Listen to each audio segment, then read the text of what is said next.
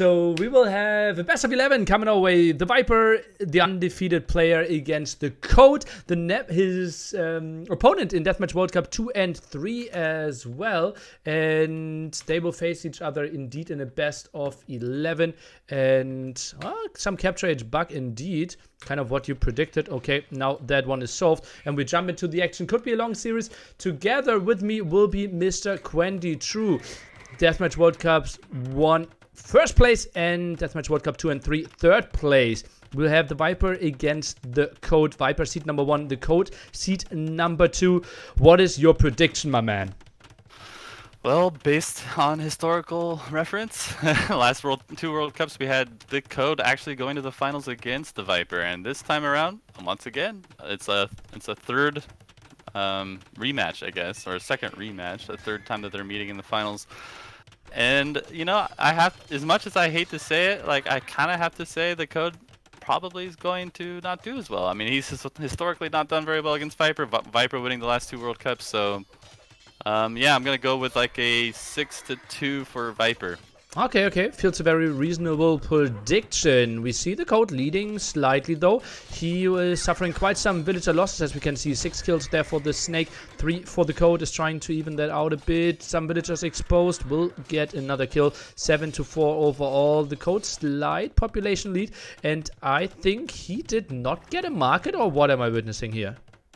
Viper actually stole the market early. He saw that both of them were doing 1 market with the scout. He saw that Code was doing it and actually put 2 or maybe even 3 vills at one point on it and stole it from Code, which is huge. Like when both players at the start of a DM game go for the market, it slows you down. You can't get that production going as quickly. And for Viper to actually be the one to steal it and take it is a big advantage for him. So really good start for Viper. And yeah, so far Code needs to find a way to be able to stop that market push and get on gold really quickly. And when we speak about market, it means selling some wood, food, and stone. Trying to increase your gold count and getting onto a stronger army. While we see TheViper trying to take control of that hill in the center. Feels like he has the upper hand in that regard. Military numbers are looking pretty even. Viper trying to plant down a castle there. It's looking like Viper's trying to do a little raise in the back, and I think the real effect of that is you're going to see some of Code's army actually idle in the back of his base, which is going to force him to lose that middle hill fight. And that's something Viper does so well. He distracts a lot of players with just like 2-3 paladin in the back of your base. A lot of DMers overcommit to that and chase it with 10-15 units, which happens to be something like 20% of their military, and it forces them to lose that middle fight against Viper. And we're seeing that now. Viper is actually taking control of the middle. He's getting that castle up, and don't forget, he has the market. Market is supposed to be behind early, but in this case, it is not looking like it. Viper is actually ahead in terms of military. He's pushing forward. This is not looking good for TheCode in game 1. Both players are streaming in with quite heavy numbers. Villager count relatively low. 95 more Halberdiers in the queue. TheViper already mixing in some Hussars. That's something we very rarely see. It feels like TheCode is getting some control of that hill though. But gold will obviously run out faster. Usually you see a marketer going for a lot of raids on gold mines at this stage. You know that the non-marketer is going to be getting those TCs on gold as quickly as they can so they can have a good mid-game, middle of the game against the market push. But we're not really seeing that raid so much from Viper, but we do see some Tarkin going in now to try to deny 1 TC on gold, and it looks like he could be successful if he sees it. I ran right past it. Okay. I don't like that Code is all inning for this middle hill, and it is very weird that Viper with the market is making Hussar early. You don't generally see that either in a DM game. Maybe some misclicks there. Could be misclick. Population not looking too hot for our player from Turkey. 65 population against 130 here for TheViper. Best of 11 could be a really long one. This one feels like already massive advantage for our player from Norway. He's a little bit low on resources. I'm actually surprised he still has that much wood banked up. He must not have sold that much wood, which is smart by him because he loves his rams. He's, you know, this whole tournament I've noticed that Viper is making very quick rams. Some games he's making that siege workshop at like the 6th building, which you never see a DMer do. And yet he's so successful with that. Those rams, they just tank so many shots, and it's working out for him here.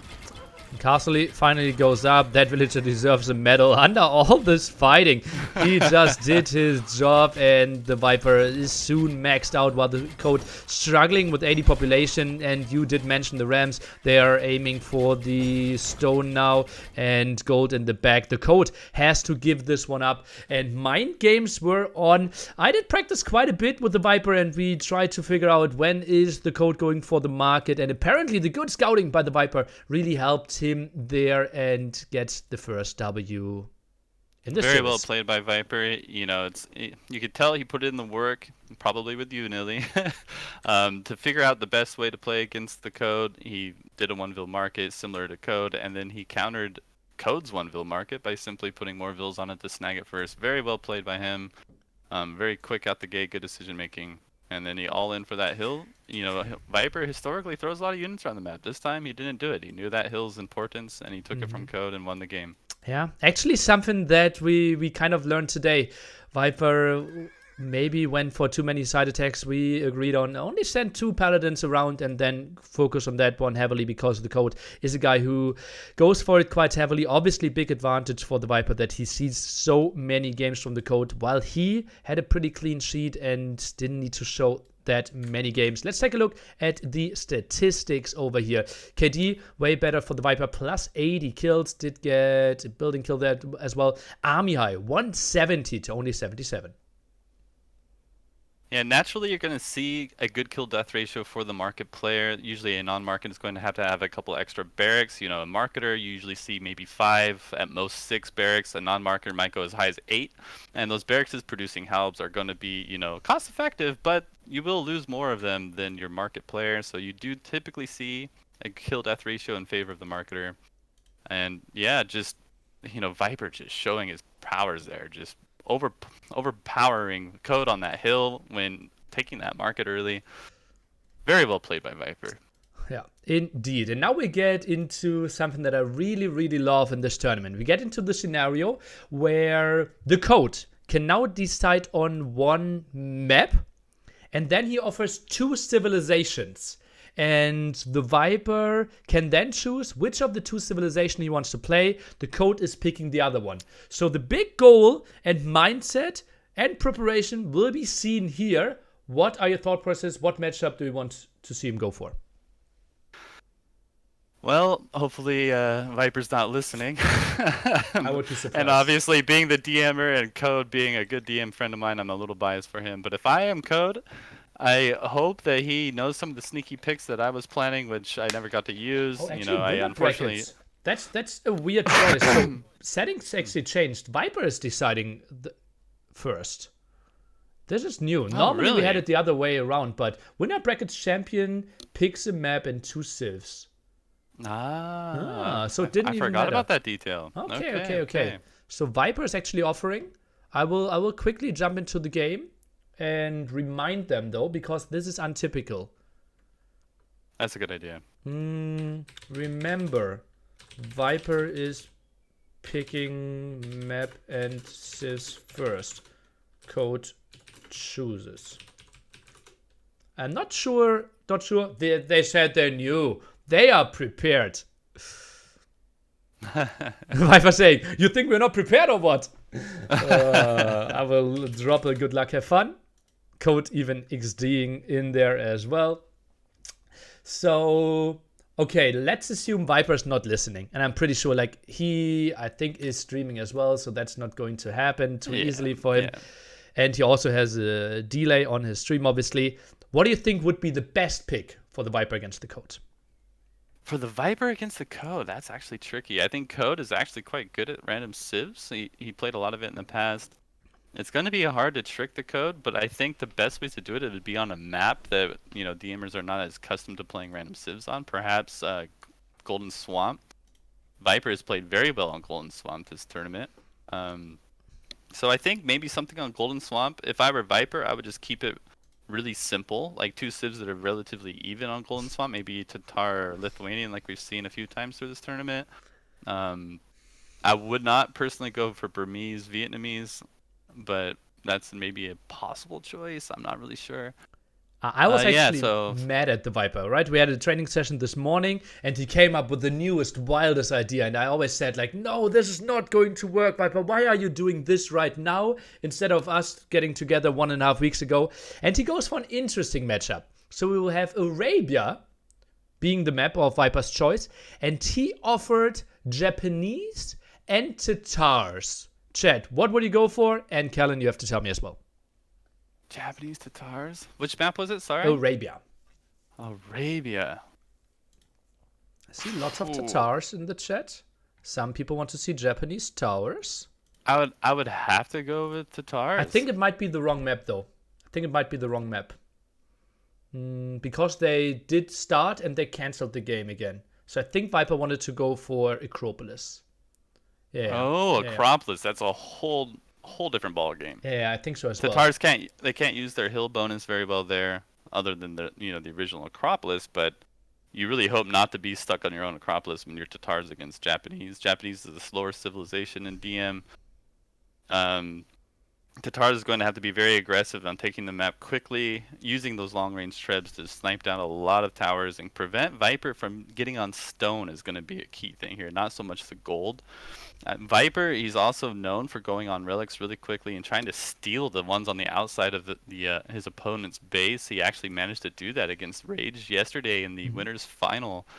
So Code needs to make sure that he denies Viper's relic gathering, I guess, as fast as he can, while at the same time try to keep him off stone. Viper, on the other hand, needs to keep a lot of towers, use those Japanese trebs to knock down any of Code's trebs or castles or anything in his way, and just slowly push out, hopefully taking good fights.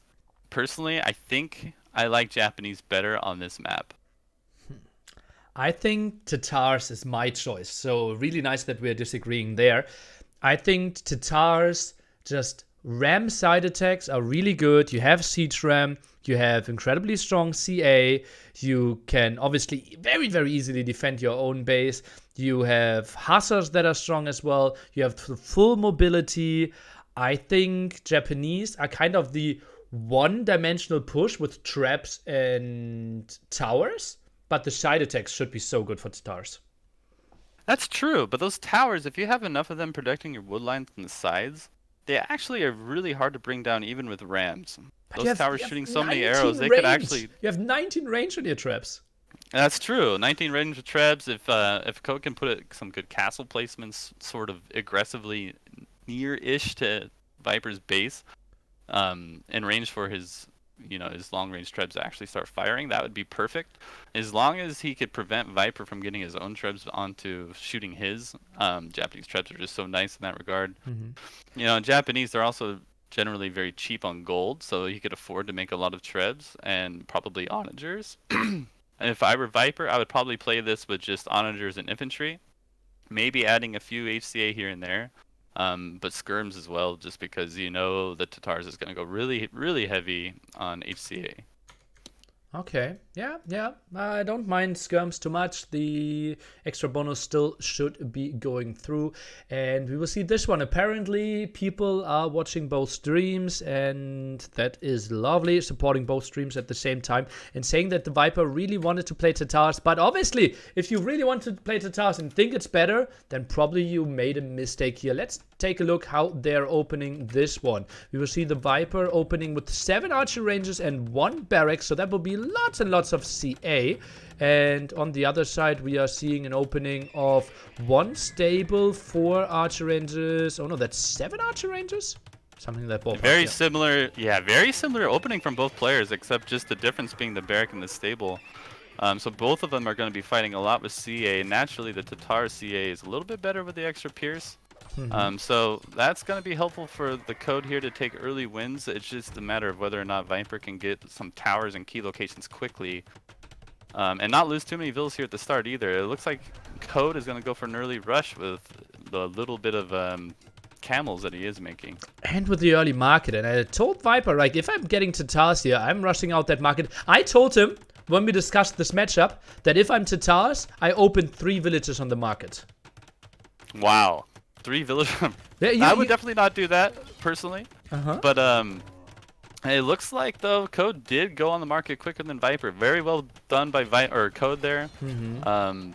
Managing to beat Viper to it. I think, you know, the market is important in this game as well, just because HCA are generally very heavy on gold.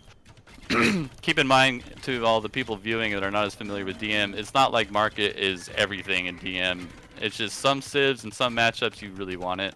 On Acropolis, with these two civs, it's going to be very beneficial for the Code in this case. And look at that relic snipe in the middle by Code. I love it. Ooh, very early. Quick relics.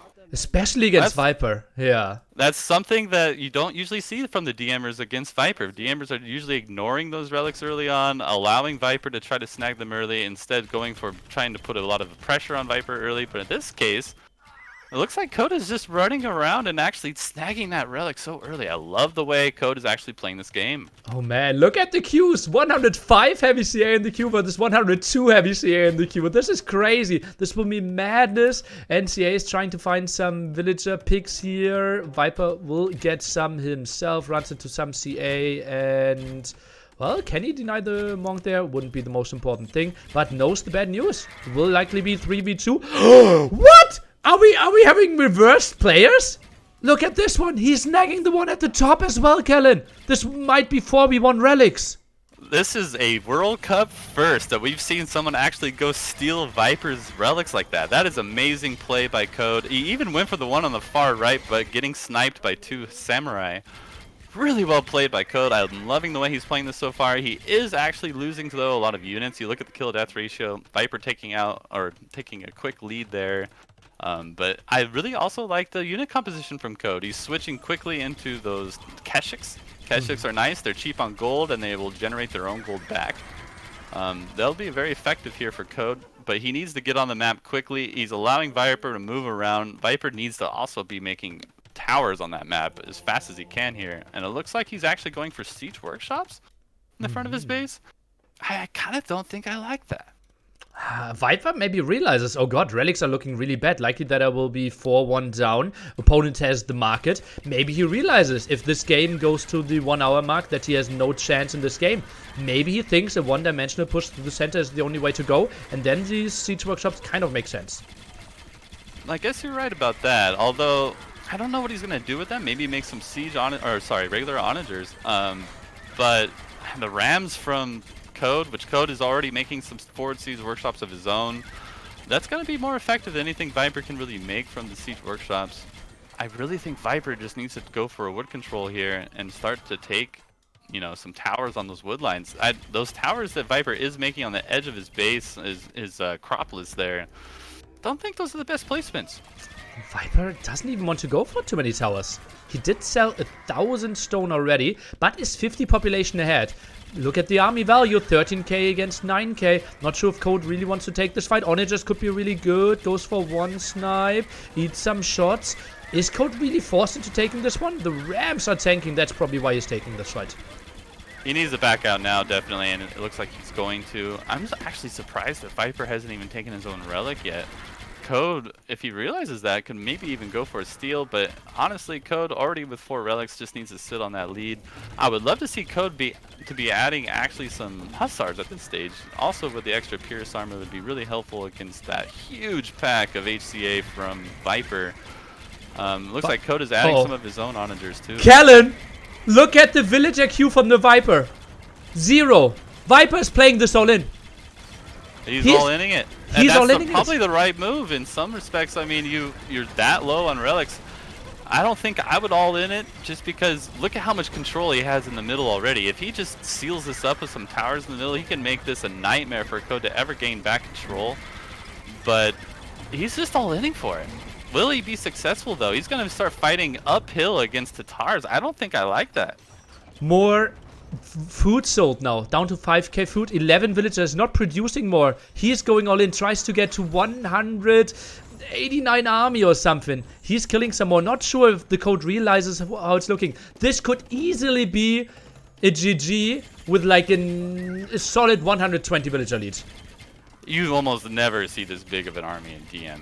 I mean, yeah, players think like, well, you start with so much resources, you just spam out a huge army, but really, realistically, you have to balance army with eco in most games. But this time, Viper's sitting on 11 villagers and just content with it. He's going all in for this push. He doesn't like that he's behind in relics. He wants to make Code pay for stealing his own relic. And we'll see if he could actually manage to do so. When we talked about this matchup, we said, yeah, Tatar's hill advantage isn't the most important thing because you're never fighting with your base. But oh boy, Viper is proving us wrong. He's pushing this one in on it, just still around. Traps are shooting here. This feels like one hold and the Code is winning this one. But can he make the holds happen? That's the big question.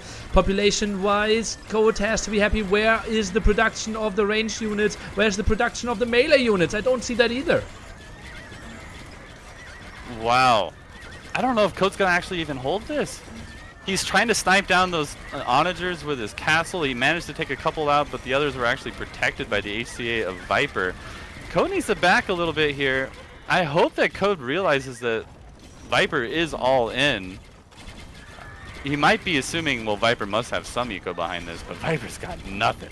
Viper is 22 wood, 0 villagers on wood. The moment those traps die, the game is over. But how is he ever killing those traps? Population is even, but the Code has no idea. 40 military to 116. I don't know. I don't know if Code could hold this. He's going to need to make some more archery ranges behind all of this, or at least some stables. Oh man, this is going to be really hard for Code to hold, but if he can manage to do it, he's got the game after that. Viper, not even any food or wood left, and even food and gold is very low.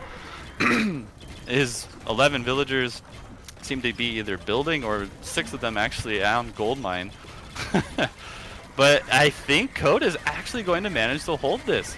Oh, this would be so crazy. CA moving to the left-hand side. Now some more CA in the queue, some more Kashik in the queue. We had some really good Onager shots earlier on, and it just feels like Onagers are trying to run away. Code all of a sudden with a 30 population lead. I think I would have resigned this one ages ago. Onager shot number 1. Can we get some more kills? Give me another shot. No, not going to happen. Still 5 traps alive.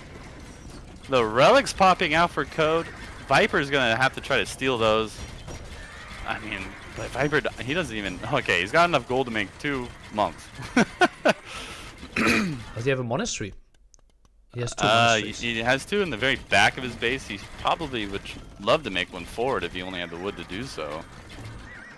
Viper has no more Q. Code 30 population ahead, but military-wise 80 behind. Wow. Viper just with the craziest crazy all-in. 103 pop with 0 Q. If Code could just realize it. Yeah. Like, I mean, Viper doesn't even have enough. Oh, he has a market though, but does he have enough to buy the wood to even make a monastery? Yes, of course he does. But man, if Code could just hang on here. Viper buying 500 food for himself. What is he queuing up? 6 villagers. I will be heartbroken if Code resigns. He's 30 pop ahead. I would have resigned ages ago. I would have not realized how all-in Viper was here. That Viper's 7 villagers on gold, I wouldn't realize that. I don't think anyone would. I mean, that is the craziest all-in we've seen in a World Cup game. I'm pretty sure, ever. Yeah. Pretty much agree. Some raids at the top. Code was trying to deal with this one. Still 20 population ahead. How would he ever know that, though? I think this is the spot where Code should have mixed in skirmishers as well.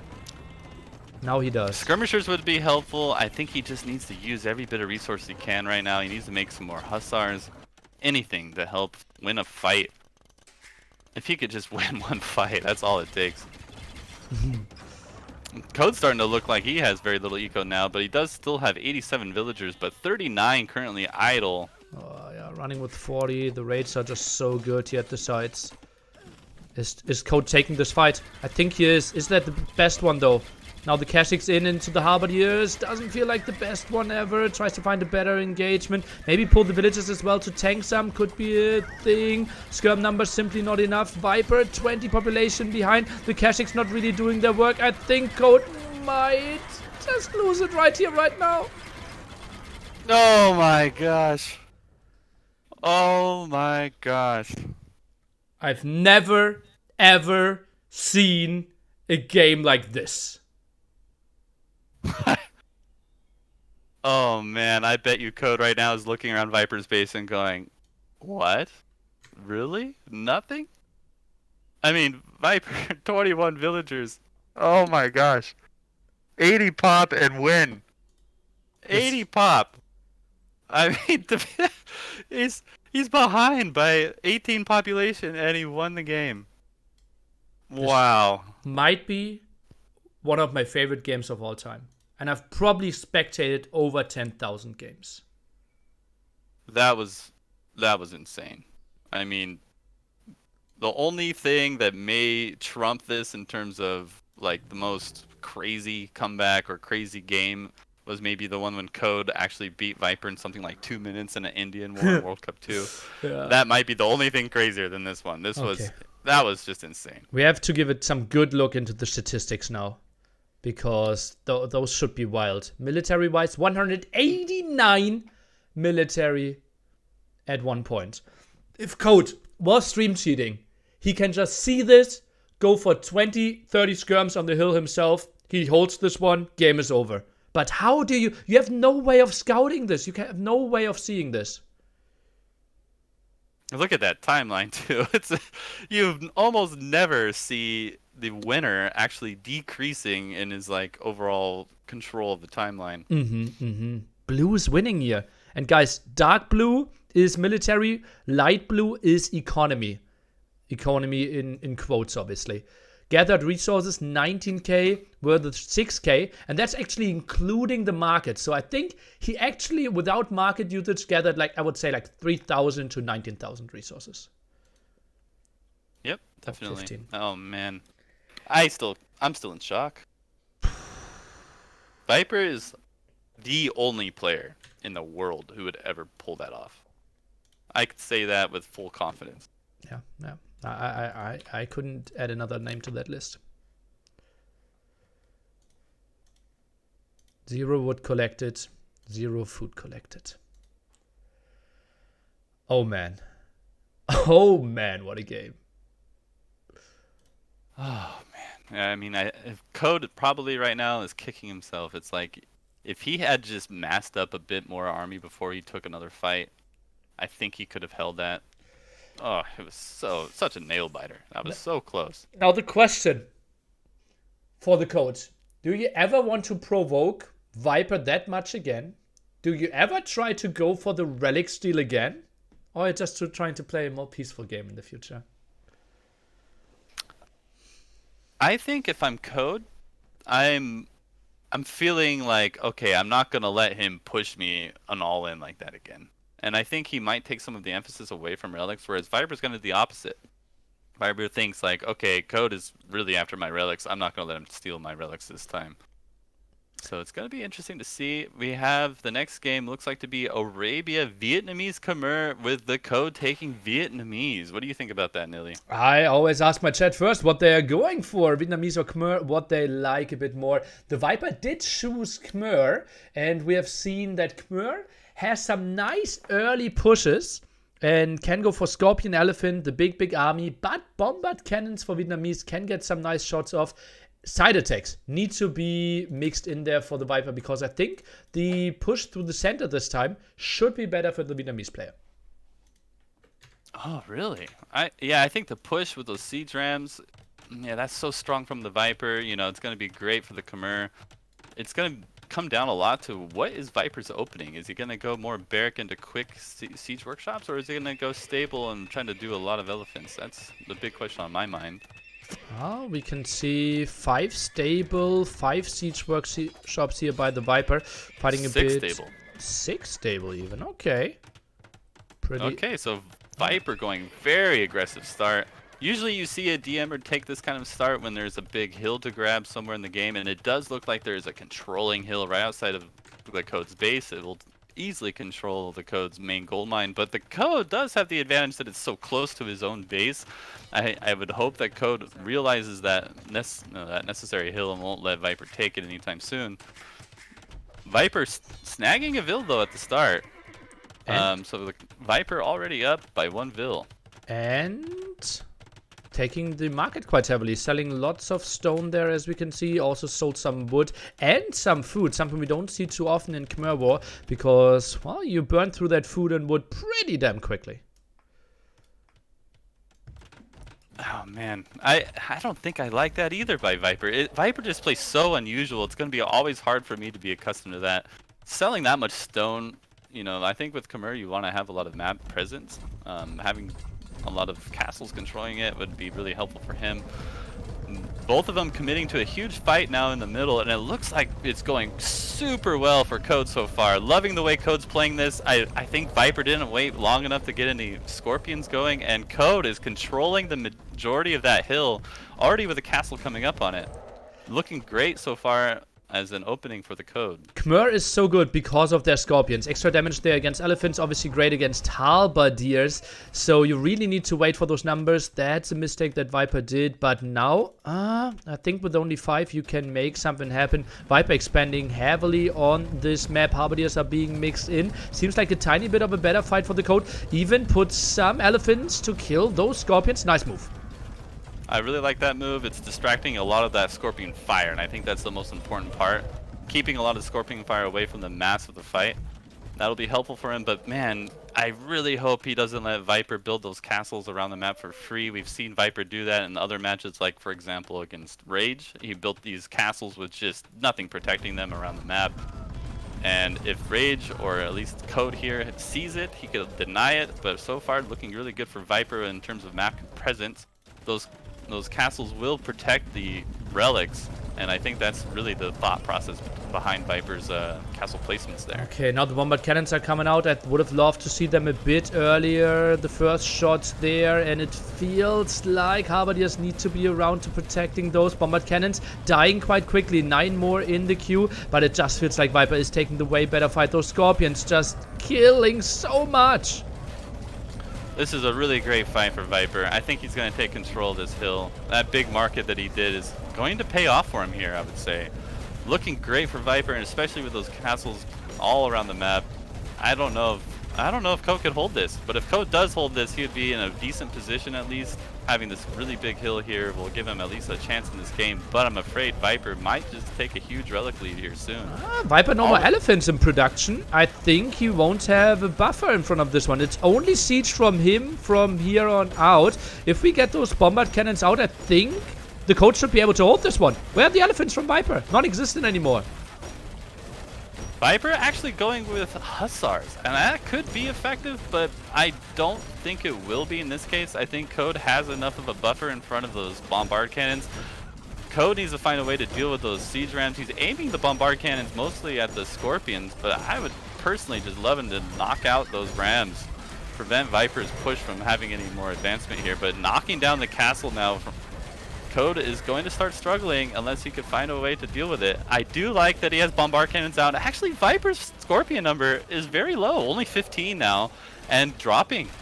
I think Code is holding this one. Oh, but bombard cannons relatively exposed here. 3 at the side. Viper is finding those kills, and we did question the Hussars, but if he's killing 3 bombard cannons, that would be beautiful. Kills 2 and has to retreat now. The Code is holding this one. Slight villager or slight population lead for him, solid villager lead, but obviously, as we mentioned earlier, map control behind this heavily in favor of the Viper. I think I kind of like the way Code's playing this. I'm just afraid of this game going long. I'm not liking how he's using the elephants. Oh, the elephants, that hurts. Oh man, if he just kept those with his ratans, that would have been so much better, or maybe even gone for the rams on the right side. Viper though, wasting so many Hussars at the same time. Viper with no food left, but does have a huge villager queue, which is going to be great for him. If I'm Viper, I'm gonna hold on to my lead now. Viper comfortable with 4 relic lead. That's gonna put Code in a lot of pressure at this stage. Let's see if he can increase that one at one point. Oddly enough, Code doesn't even have TCs on his 2 golds there in the back of his base. But Code taking great fights though at the same time. I don't know. This is a really tough position for both players. I think, though, if I'm Viper, I'm feeling comfortable. Having that relic lead, knowing that I could sit on it if I really need to, it's going to get tough here for Code. I actually think Viper is wasting quite a bit here. Don't really see that one doing too much. Yeah, he will get 2 siege workshops, but Code can replenish those quite easily. Cast is still around, but Viper somehow muscles up quite some units. I'm a bit surprised how he did that. You know, one thing that I love that Viper did is taking control of those relics does take away the option of Code winning a late game. You know, the Khmer are not really known for their late game. They don't even have champions. Champions are usually a key unit in late game for DM. So that's going to be really good for Viper. I think Viper just needs to settle down here, like consolidate, and just hold on to his lead. And he's actually going to steal now that relic in the bottom of Code's base, repaying the favor. Misclicking the bombard cannons there. 2 down for him. Big misplay. Can we see a Needs to repair it. Oh. The snipe there, indeed, the 5th relic, as you mentioned, behind the scenes. And Viper's pushing in Code, is solid 30 population behind. Oof. Really great push from Viper, and now it's starting to look really deadly. I mean, Code just doesn't have the food or gold bank to really produce anything to deal with those rams. The scorpions behind it are not plentiful, but enough to deal with it. I would love to see Code actually just garrison those Ratans, aim the castle at those scorpions. Could have knocked out maybe 3-4 more of them. Viper only now with 10 scorpions left, but Viper booming up that eco, 116 villagers. He's going to be feeling pretty good here. Yeah, nice eco setup behind this one. 20 farmers. You probably want to see higher numbers there. Still needs to get quite some wood as well burned through that one quite quickly. But the Code is somewhat stabilizing. Will lose a castle though. Couldn't really hold that one for too long. I think Code will benefit a lot from just stabilizing and playing this game out a little bit, even if he's kind of behind and has to play from behind, knowing that he will most likely lose this game late. It will still help him kind of deal with the nerves, get in the groove of this tournament. It's always hard to play against Viper, and the Viper effect is a real thing in DM. And yeah, so I think playing this out will benefit him to some degree. Get into the groove in the tournament. Game number 3 in the finals after we already had 60 series in the main event. Maybe not the best time, but yeah, I don't mind this one for sure if he feels better after this one, because this push is already looking pretty damn strong. Viper with a 20 population lead. Scorpions behind this one. Castle is falling. Traps are advancing. But the Rams, they went down pretty quickly there from some good onager shots from Code. Code trying to take some more onager shots on the Scorpions, but losing now his last onager. Starting to look pretty fatal here for Code, if you ask me. Gold will be lost there at the front as well, and those Scorpions are just so strong. And no side attacks, nothing to contest. Onager. Oh! That onager shot could have been so deadly. Viper escaping with his Scorpion's lives. Oh man, great move by Viper. Good micro there from him. And Code now wasting another onager. You don't hate to see that at this stage. Every unit makes such a big difference. Viper with a nice gold bank though. Army value relatively small, 7.6k against 3.3k. Elephants now coming around against the Scorpions, but I think Viper will even micro that one. No, he won't. Now the Ratans here though really exposed. His C is falling. No more gold income. I wouldn't be surprised if the Code doesn't see a lot of more chances. Now Khmer, look at this army. It's full elephants, heavy Scorpion traps. That's the ideal army composition that he's dreaming of. Definitely. This is looking really good for Viper. And you know what's the biggest surprise to me is Viper is playing a little bit different than his usual style, making it really hard for Code to have a game plan going into this finals. Usually Viper spreads the map, takes control of everything, deals with that front push from the big market players, and then just wins the game mid to late game. But in this case, he is just bringing the fight directly to Code, saying, "You will not push me." And great play by Viper. GG in game 3. What I really would have loved to see, you remember that fight in the center where we had like 60 versus 60 army and very small numbers with the elephants, halberdiers, fighting against elephants and scorpions. One single bombard cannon a bit earlier would have been a nice thing. And sniping like 3-4 scorpions early on, and then I think the Code gets a way better control of the center hills. Definitely. I think it was really close control there. I would have also thought Code should put maybe a couple more vills building castles there earlier. If he had just managed to get castles up a little bit quicker, that would have been a little bit harder for Viper to take big push there. Viper did a great job though of getting the Scorpion Fire onto the army of Code relatively early, and that paid off really well for Viper. Plus 100 KD there. Obviously he's going for the more expensive units. Did get quite some gold here, 12k to roughly 5k. Did already get 5 relics behind the scenes, as we mentioned, so the long game would have been in his favor as well. 131 villagers. Viper looks damn strong from here on. Only mirror matches. Up next, Mongol Serengeti. I have to say, probably another good one for the Viper. Mongol Serengeti. Mongols is sort of Viper's specialty. I don't even recall ever seeing Viper lose a Mongol war ever in DM. So, I don't know. Yeah, this is... I mean, if I'm Viper, I'm feeling really comfortable right now. I have a quick 3-0 lead. It is all the way to 6, so got plenty of games left here. But, man, Mongols for Game 4 is playing right into Viper's cards. I think Code might actually look to do something a little bit special here. You know, actually, I played a show match roughly a month ago against the Code. He did a very strange build order against me in a Mongol war. I did the typical build, something like 6 stable into 4 castles. He chose to do something like 8 stable, 4 barrack, and just forward everything with siege onagers right there in the front of my base. Pinned me down and ended up winning the game that way. That might be something of an option for him if he wants to do more of an all-in against Viper. And given how well Viper controls his army and moves around the map, I would think that might be the option Code's thinking of. Okay. Obviously, Pikeman, the highest tech we have there. Harvard is not an option for Mongols. The Viper, if he has a weakness, we would say that he's spreading a bit too much and could be vulnerable to center pushes. So maybe those massive camels plus pikemen plus a lot of siege could be some way to break the Viper. The thing is, it sounds really bad once Viper gets onto 20 mango dice. Yep. Viper controlling those 20 mango dice is going to be just painful for him to deal with. You know, if Code could get on an early castle in the front with a lot of siege workshops, he might be able to just make trebs from that castle. And, you know, with Mongols, you're going to be using your castles typically to make Mangadai. Mangadai don't produce the fastest.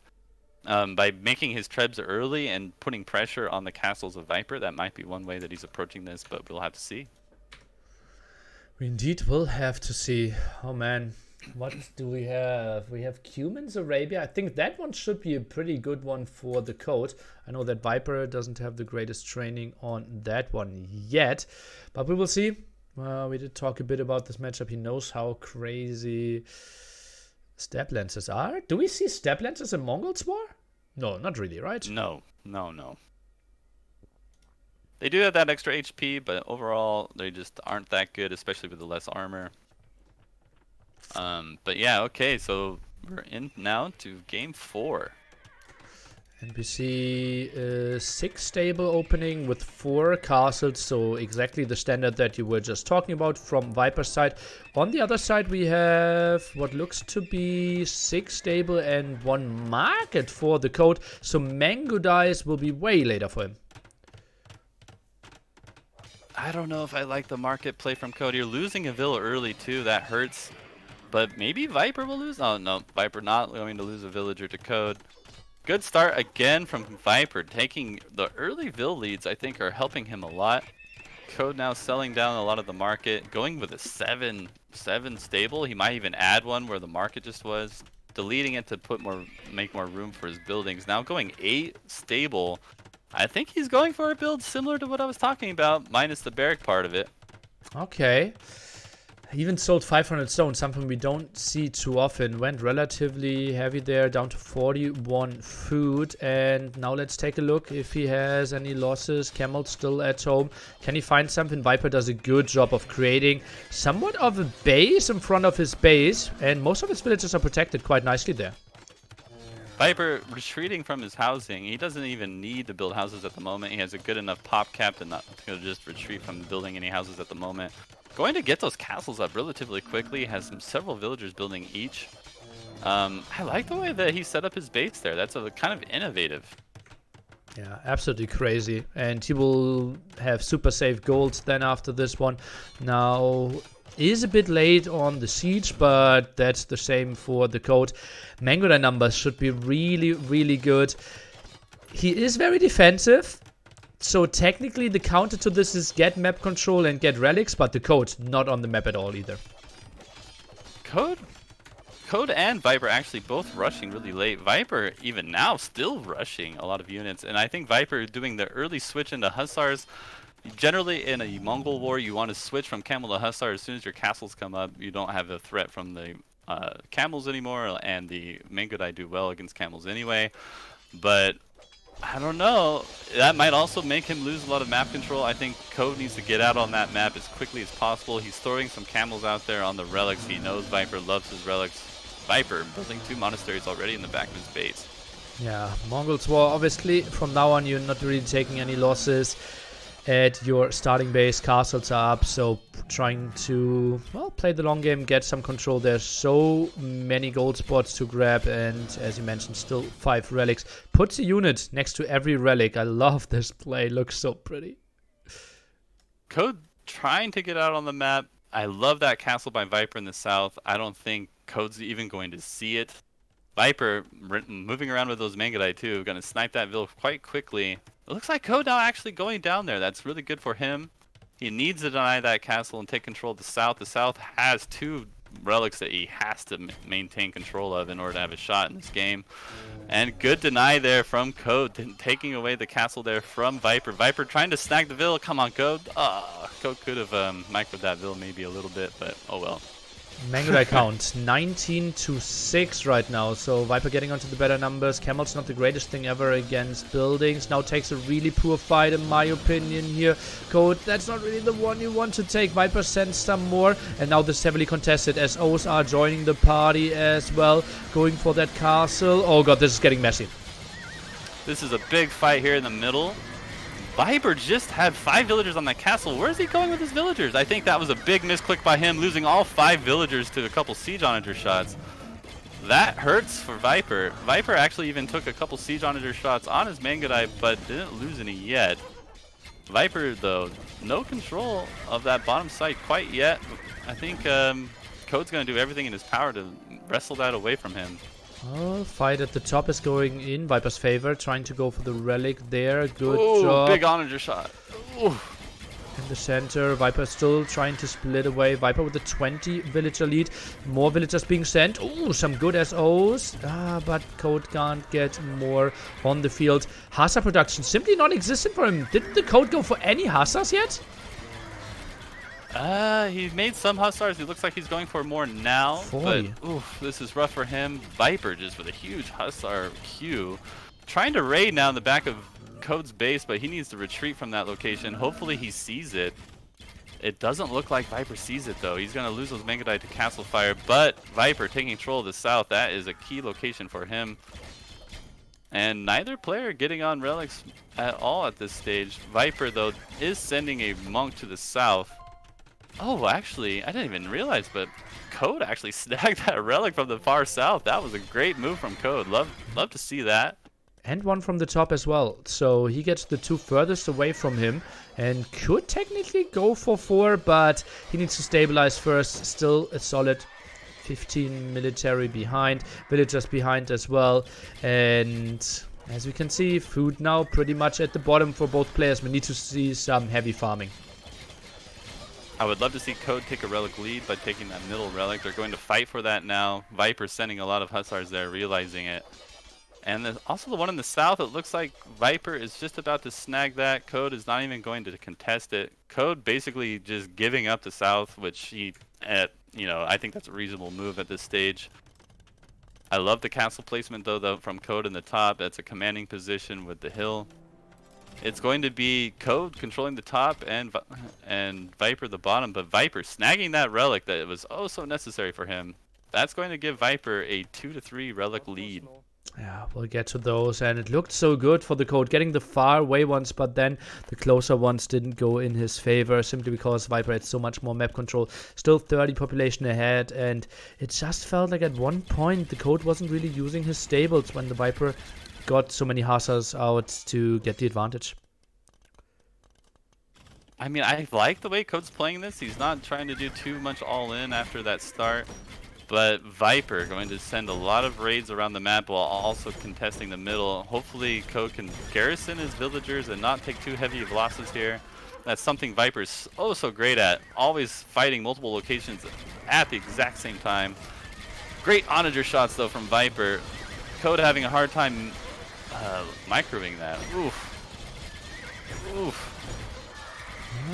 Actually, Oh, that's a actually, that was reasonable pretty job. good. Yeah, I like Yeah. that one. Got all the SO, but still 50 population behind now. Some more raids, and you mentioned earlier the Viper's so good at reacting early. Let's take a look how the code can do it. Viper leapfrogging forward with more castles. Ready in the back, instantly spotted, so good job there, but simply not the food economy. And SO shots. Watch the Manga Die Code. Oh, man, that could have been so deadly. Code is lucky there to dodge that shot. Is going for a ground attack, and Viper stopped before the trees there. Oh, code. It's not looking good for Code. If I were Code, I would just try to seal up my base a little bit. You know that Viper's going to be setting those Hussars all around his base. Just wall it off or something. Protect the back. Get set up here. I'd like, though, that Code still controls the top. So as long as he can have some map presence there, I don't think Code is going to feel too bad. And he just needs to start taking some fights here that he wins. So hard to do against Viper, though, in Mongol War. Viper just with amazing army control. Always sits on the hills, and it sounds so simple, but that's actually what he does so well. He takes fights if he's winning and retreats if he's losing. It's like so weird. It's so simple, but he simply does it better than everyone else. It's true. Can't argue with you on that. Code actually, though, with the bigger eco, I like the way Code is trying to get going in this game. You're going to need a lot of farms. Basically, late game Mongols, as you transition now into mid game, you want to set yourself up for the late game where you have a lot of farmers and a lot of Hussars, keeping a big Hussar meat shield in front of your Mangudai, and hopefully never losing your Mangudai. Castle count will be 8v4 now, so Mangudai production will also be better if we ever need to replenish those. Code jumping around here. He's getting onto some reasonable population, but map control just looks so dominant here. Fights at the top, not the most important thing, and Viper just happy to kill Castle one after another. Viper just with the heavy pushes down center in these games. Very different style from how he usually plays it. And so far, so effective. Code is more of the player that's known for doing that, and Viper's just bringing it to him. Also, 4 monks healing so much behind this. They feel like Berber camel outs now. Oh, SO shots in the center. Oh, that's so risky. Ooh. That could have been really bad for Code. How do you take an engagement now if you're Code? You don't have SO. Your opponent does have SO. 5 SO around. This is horrible. No way to fight. He has to run. Code needs to not lose that north castle. That north castle is controlling a really key location for him, and Viper's sending the just rams and gonna knock that castle down. Great play from Viper there in the north.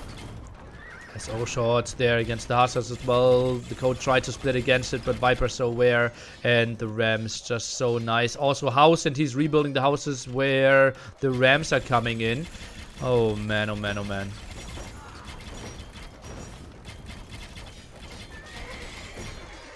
Okay, finally some SO for the Code. Getting some shots uphill now is the Viper. Gets that one, loses 1 for 1. Won't mind that one. That could have been a really good shot for Code. It nearly was. But this is some big shots. Oh, we're both holding our breath. And we see some more hits. Not the greatest kills ever. Now another That worked SO. out quite well for Viper, I would say. Yeah, well, he simply has so much more to fight with. A solid 60 population lead now, trying to disengage. So many villagers dying. Traps are moving forward. Code dropping below 100 population. Mangudai count down to 8. 3 more in the queue. Viper sits at a solid 55. GG. The Viper continues his clinic. 4-0 lead for him. We are playing to someone at 6. Wow. That was exactly as expected from Viper. It's just so strong in Mongols. It's so hard to compete with him there. I like the ideas that Code had. Code knew, though, going into that game, it was going to always be tough against Viper in a Mongol War. And Viper is just showing his power. Got 3 relics there. Not the craziest control at the top, but didn't really need that one. As you said, push through the center is just really nice. And yeah. Also, yeah, someone in my chat pointed out, only 18 minutes idle time. If you have 100 villagers, that's pretty crazy. So never really Didn't shift click. Never really had too many villagers standing around. Pretty impressive macro behind the scenes even. And Viper has to be happy with how those finals are going for him so far. Really well played by Viper. Everything we've kind of expect from him. I mean, he is just a dominant player in this form. And wow, just what can I say? Really well played by Viper. Resources relatively even. Got some more stone, and this market play, and then not getting onto Mango Dice. At one point, it was 15 Mango Die to 3. And I don't think that Mongols War work like that. It's so much designed around Mango Die, then going into Hassa. And the code had just camels for so long that then can't really dictate any fights. Oh, man. Yeah, just the way Viper just continues pressure around the map. Couple Hussars here and there distracting his opponent, and he does it right at the right time. I think a big key to Viper's success is just his timing of things. He knows where the line of sight of everything is. He knows exactly when his opponent is going to be looking at his raid, and right at that moment he sneaks in an onager or something to shoot at Code's military. I mean, it's just so well timed. Every little mechanical thing that Viper does, it makes it so hard to play against him. Oh man, 1 more minute to go into game number 5. We have Cumans on Arabia. I know that Viper doesn't have the greatest experience on this one. You are saying that Step Lancers are dominant in the start. How many Step Lancers are we going for? You know, Step Lancers is a tough thing. The key to Cumans is not so much like the crazy Step Lancer rush that players do. It's more about when do you switch to the Paladins. A lot of players like to get a castle up at their base and then do that switch to Paladin. You hope not to burn all of your food just on Step Lancers, but at the same time, if you switch too early, then you will get outmassed very quickly by the opponent's Step Lancer production and just get overrun. So it is a tricky thing in Cuman War. I think Cuman is just one of those really specialized DM civs, and I'm hoping that Code could start to show a little bit more of his powers in this game. How many halberdiers are you going for? Because you're only talking about range, about cavalry right now. Shouldn't halberdiers be good? I personally like to make a lot of barracks. I only go something like 3 stable usually into like 6 barracks, but that's not the traditional way to do it. I think most players are doing something like 6 stable and maybe later barrack, but we'll have to see how the players do here. Okay, well, I'm really curious, guys, and well, it will be a truly wild one. Hussars kissing each other in the center, and now the big question is, are we adding even 1 barracks for a halberdier? Not even that. It will be all Step Lancers, guys, and this one is not fast forwarded. Look at the production speed of those Step Lancers. Stable of Cumans goes brrr, and is now defending this one. You try to defend with 1 Step Lancer. Villager will die. Code will find a kill. Finally, a good start. Well, Code also lost a villager to Viper, so it's actually even on the villager count. You would love to see Code not lose villagers sometime. But Code, with a sneaky Vill going way out there to build houses in the back, I like that move. It's actually something we saw Viper do in one game as well, and we have a pause from Viper.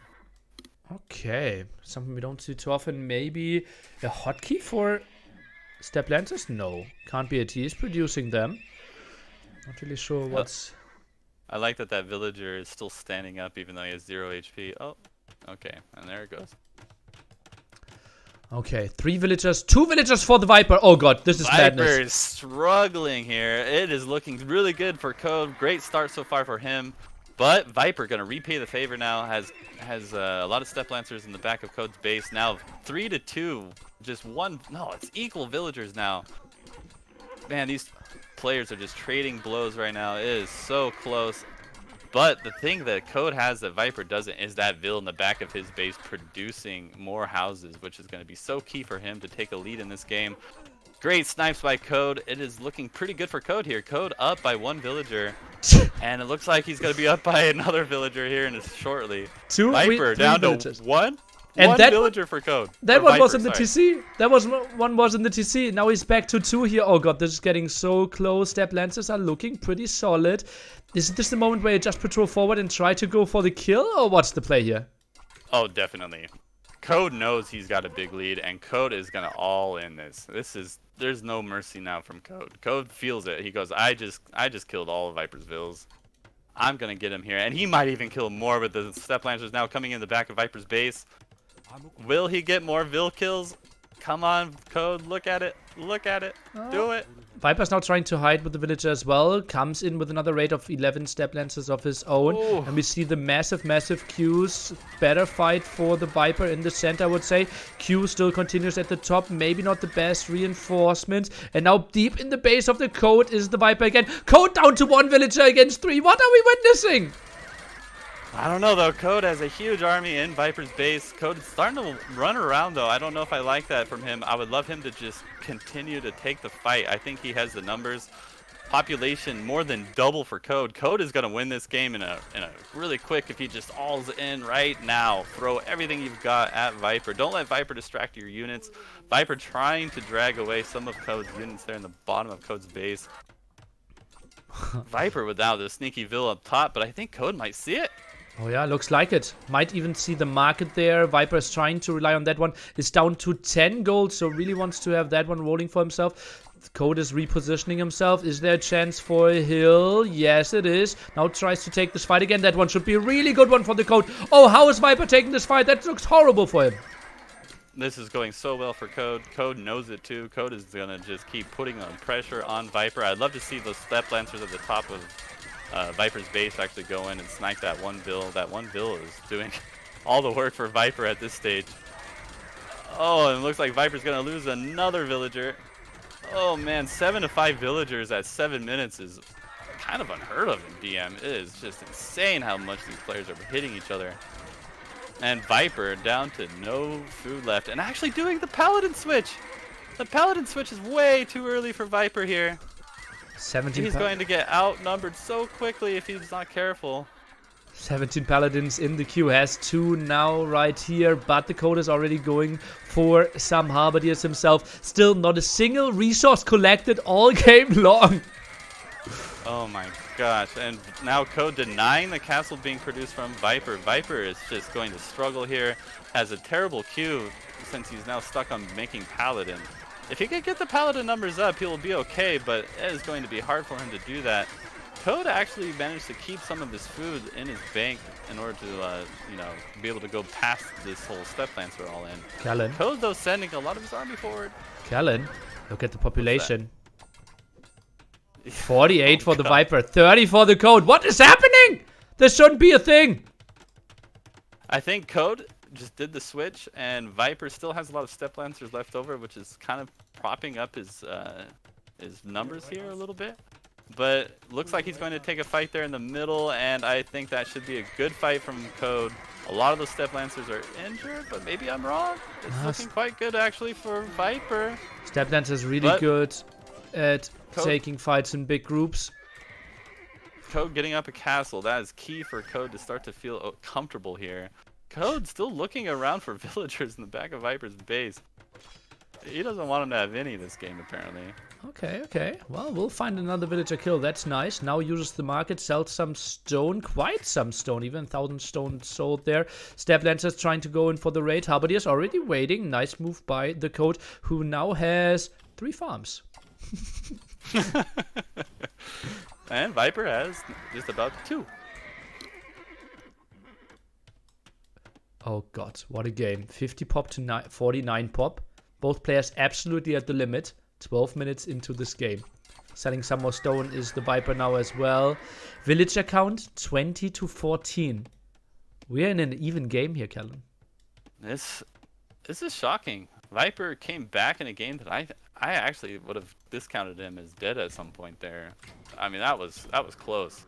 And phew, really well played by Viper to come back into this, but will he be able to keep surviving? He's losing some Paladin there on the left, and at this stage you cannot afford to lose anybody. Okay, Monastery. Those might be the latest picked up relics I've seen in quite some time as well. Monastery in the center of the map here for some reason. Not really sure about that one. And working villager count now 10 to 24.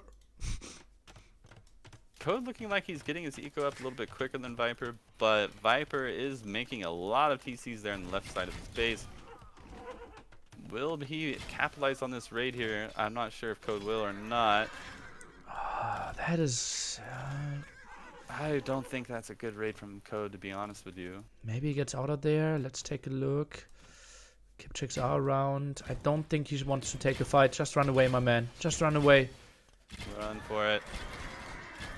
Takes the fight. Small hill advantage for him, but still heavily outnumbered. And Kipcheck numbers won't rise too well. Maybe can get him one kill? Nope, not even happening. Okay, so Code is going to start moving around the map. He just saw the monasteries from Viper and realizes, okay, Viper's going for relics. I'm not going to let him take the ones on the back side of my base here on the right side. I think Code needs to be aware of the one in the middle-ish south, though. That's going to be an important relic for him in order to try to take a relic lead in this game.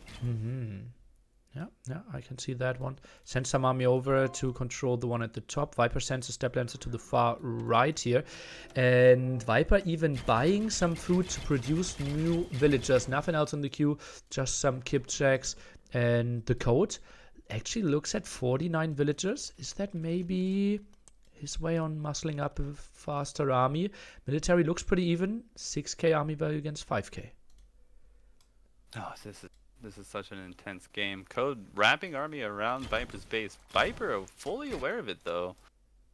Good move from Viper to have the map awareness to see, like, okay, this is where Code's probably going. He predicted that very well, but ends up being a good fight for Code. Code now going to move in for the raid. And Code taking the relic there in the middle-ish south part that I mentioned earlier. Okay. I like that move from him. It looks like he is still a little bit ahead on the vill count for farming. And now going for a raid now in the south. Viper, though, trying to surround where Code has his Kip checks. And once again, predicting exactly where Code's going to be with the Kip checks. So it's such smart play by Viper. An instant reaction at the bottom as well. Lots of idle villagers forced, though, as we can see. Kip checks not even losing any friends there. Okay, that's a good one. Can the Code squeeze through? Still some halberdiers around. Oh, that would be bad. The Kip checks at the north might get hit by SO if Code's not watching. Look at the main gold spot of the Viper. One mining camp, one villager. Oh, it's so important. Those two SO can win the game. Code, he needs to run at the bottom. If those SO get a good shot, it's gonna hurt Code. I'm predicting a trap. Don't go run through those CCs. It's always going to be walled there. This will never work. This will never ever work. University, Palisades here. Remember, we don't have stone walls. But Viper has no wood. He can't make anything worthwhile to stop him. Oh! That's the thing. Tries to go and squeeze through. Shoot the villager! Shoot the... Oh, he got through! Oh, but Code losing some units there in the middle. He needs to be careful about that. But man, that was a close call from Code. Didn't have enough wood to quick wall. Oh god. And that's the one big disadvantage of Market.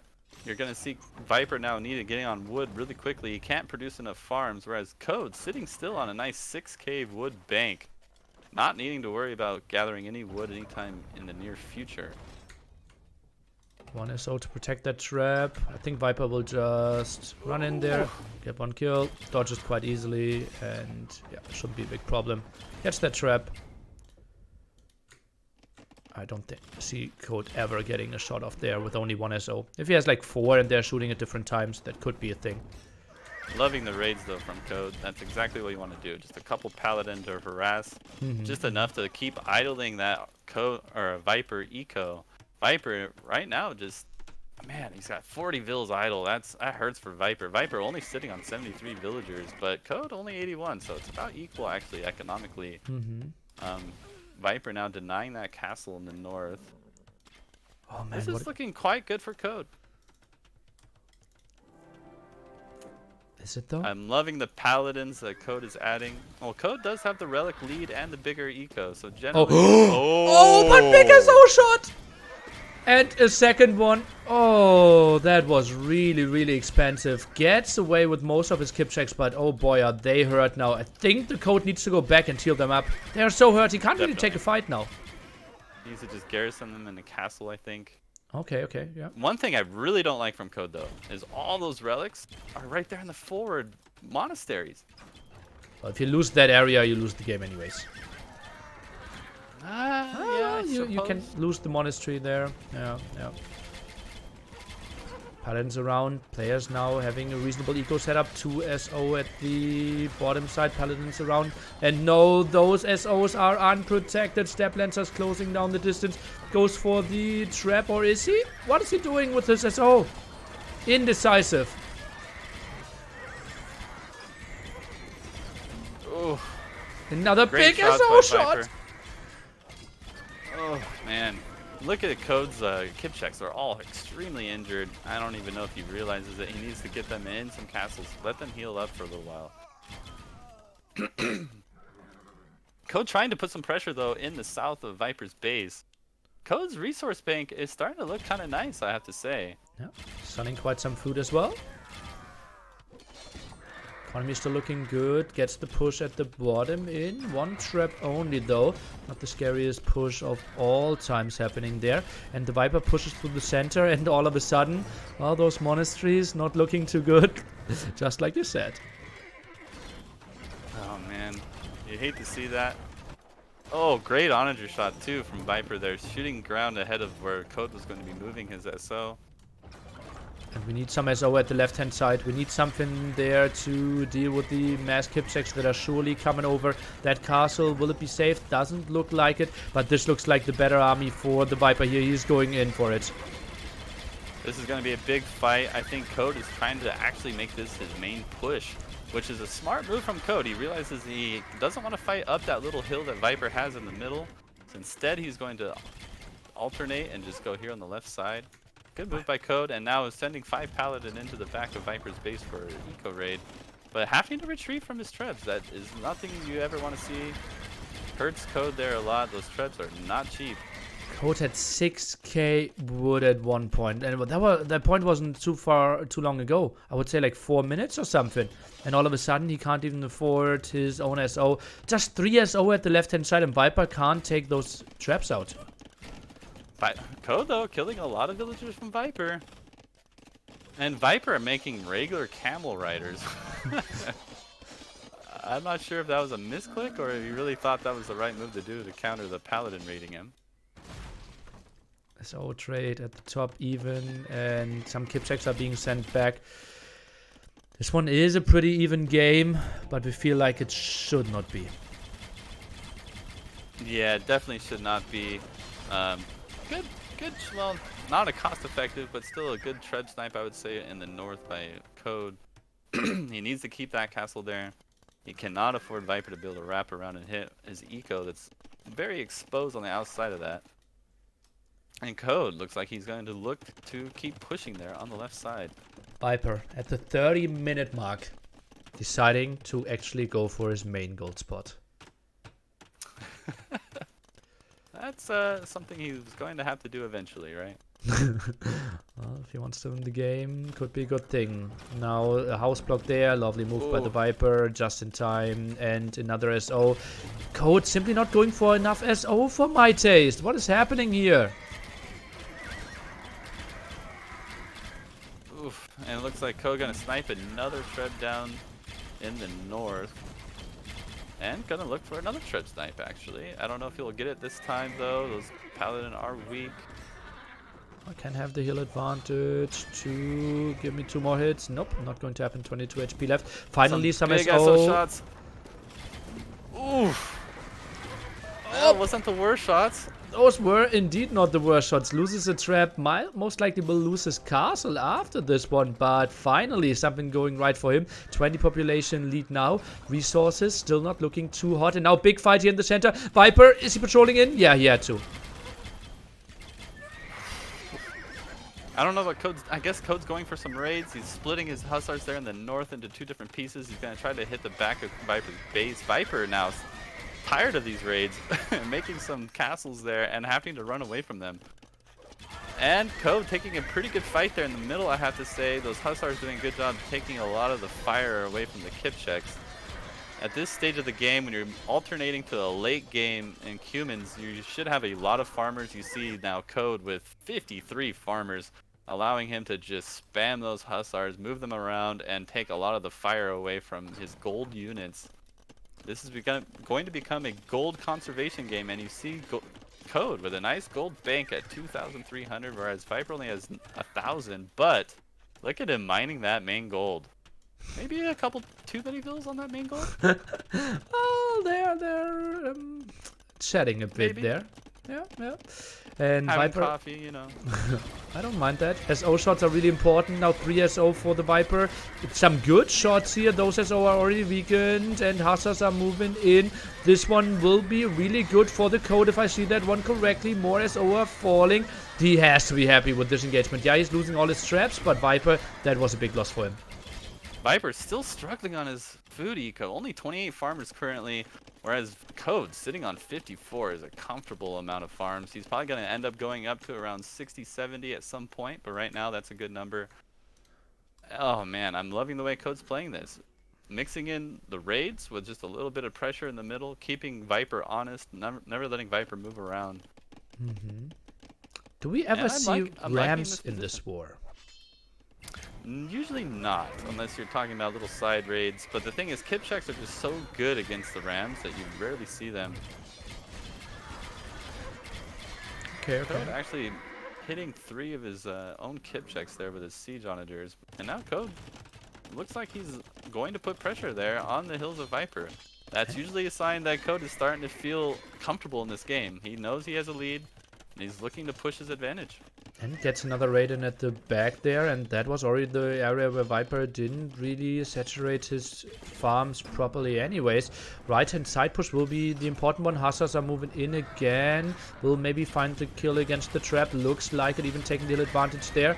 And indeed will barely get the snipe. Good moves here for the Code. He's having some nice minutes here. He's definitely doing very well. Better eco, even a little bit better micro in the last couple minutes, I would say. And knocking down the castle, which is controlling one of the remaining gold mines. That is a phenomenal move from Code. I'd love to see Code actually mine out that stone in the bottom of his base as well, which it looks like he's starting to. But more raids coming in from Code. He is just relentless. Oh man, this is the moment where I feel that the Code needs a bit more of a small push to finish the game and get the 4-1.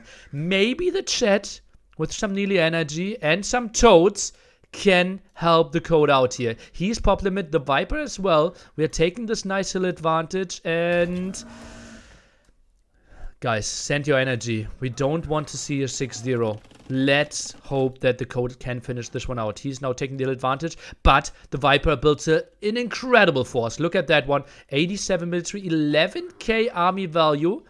I think Viper will easily clear this one up.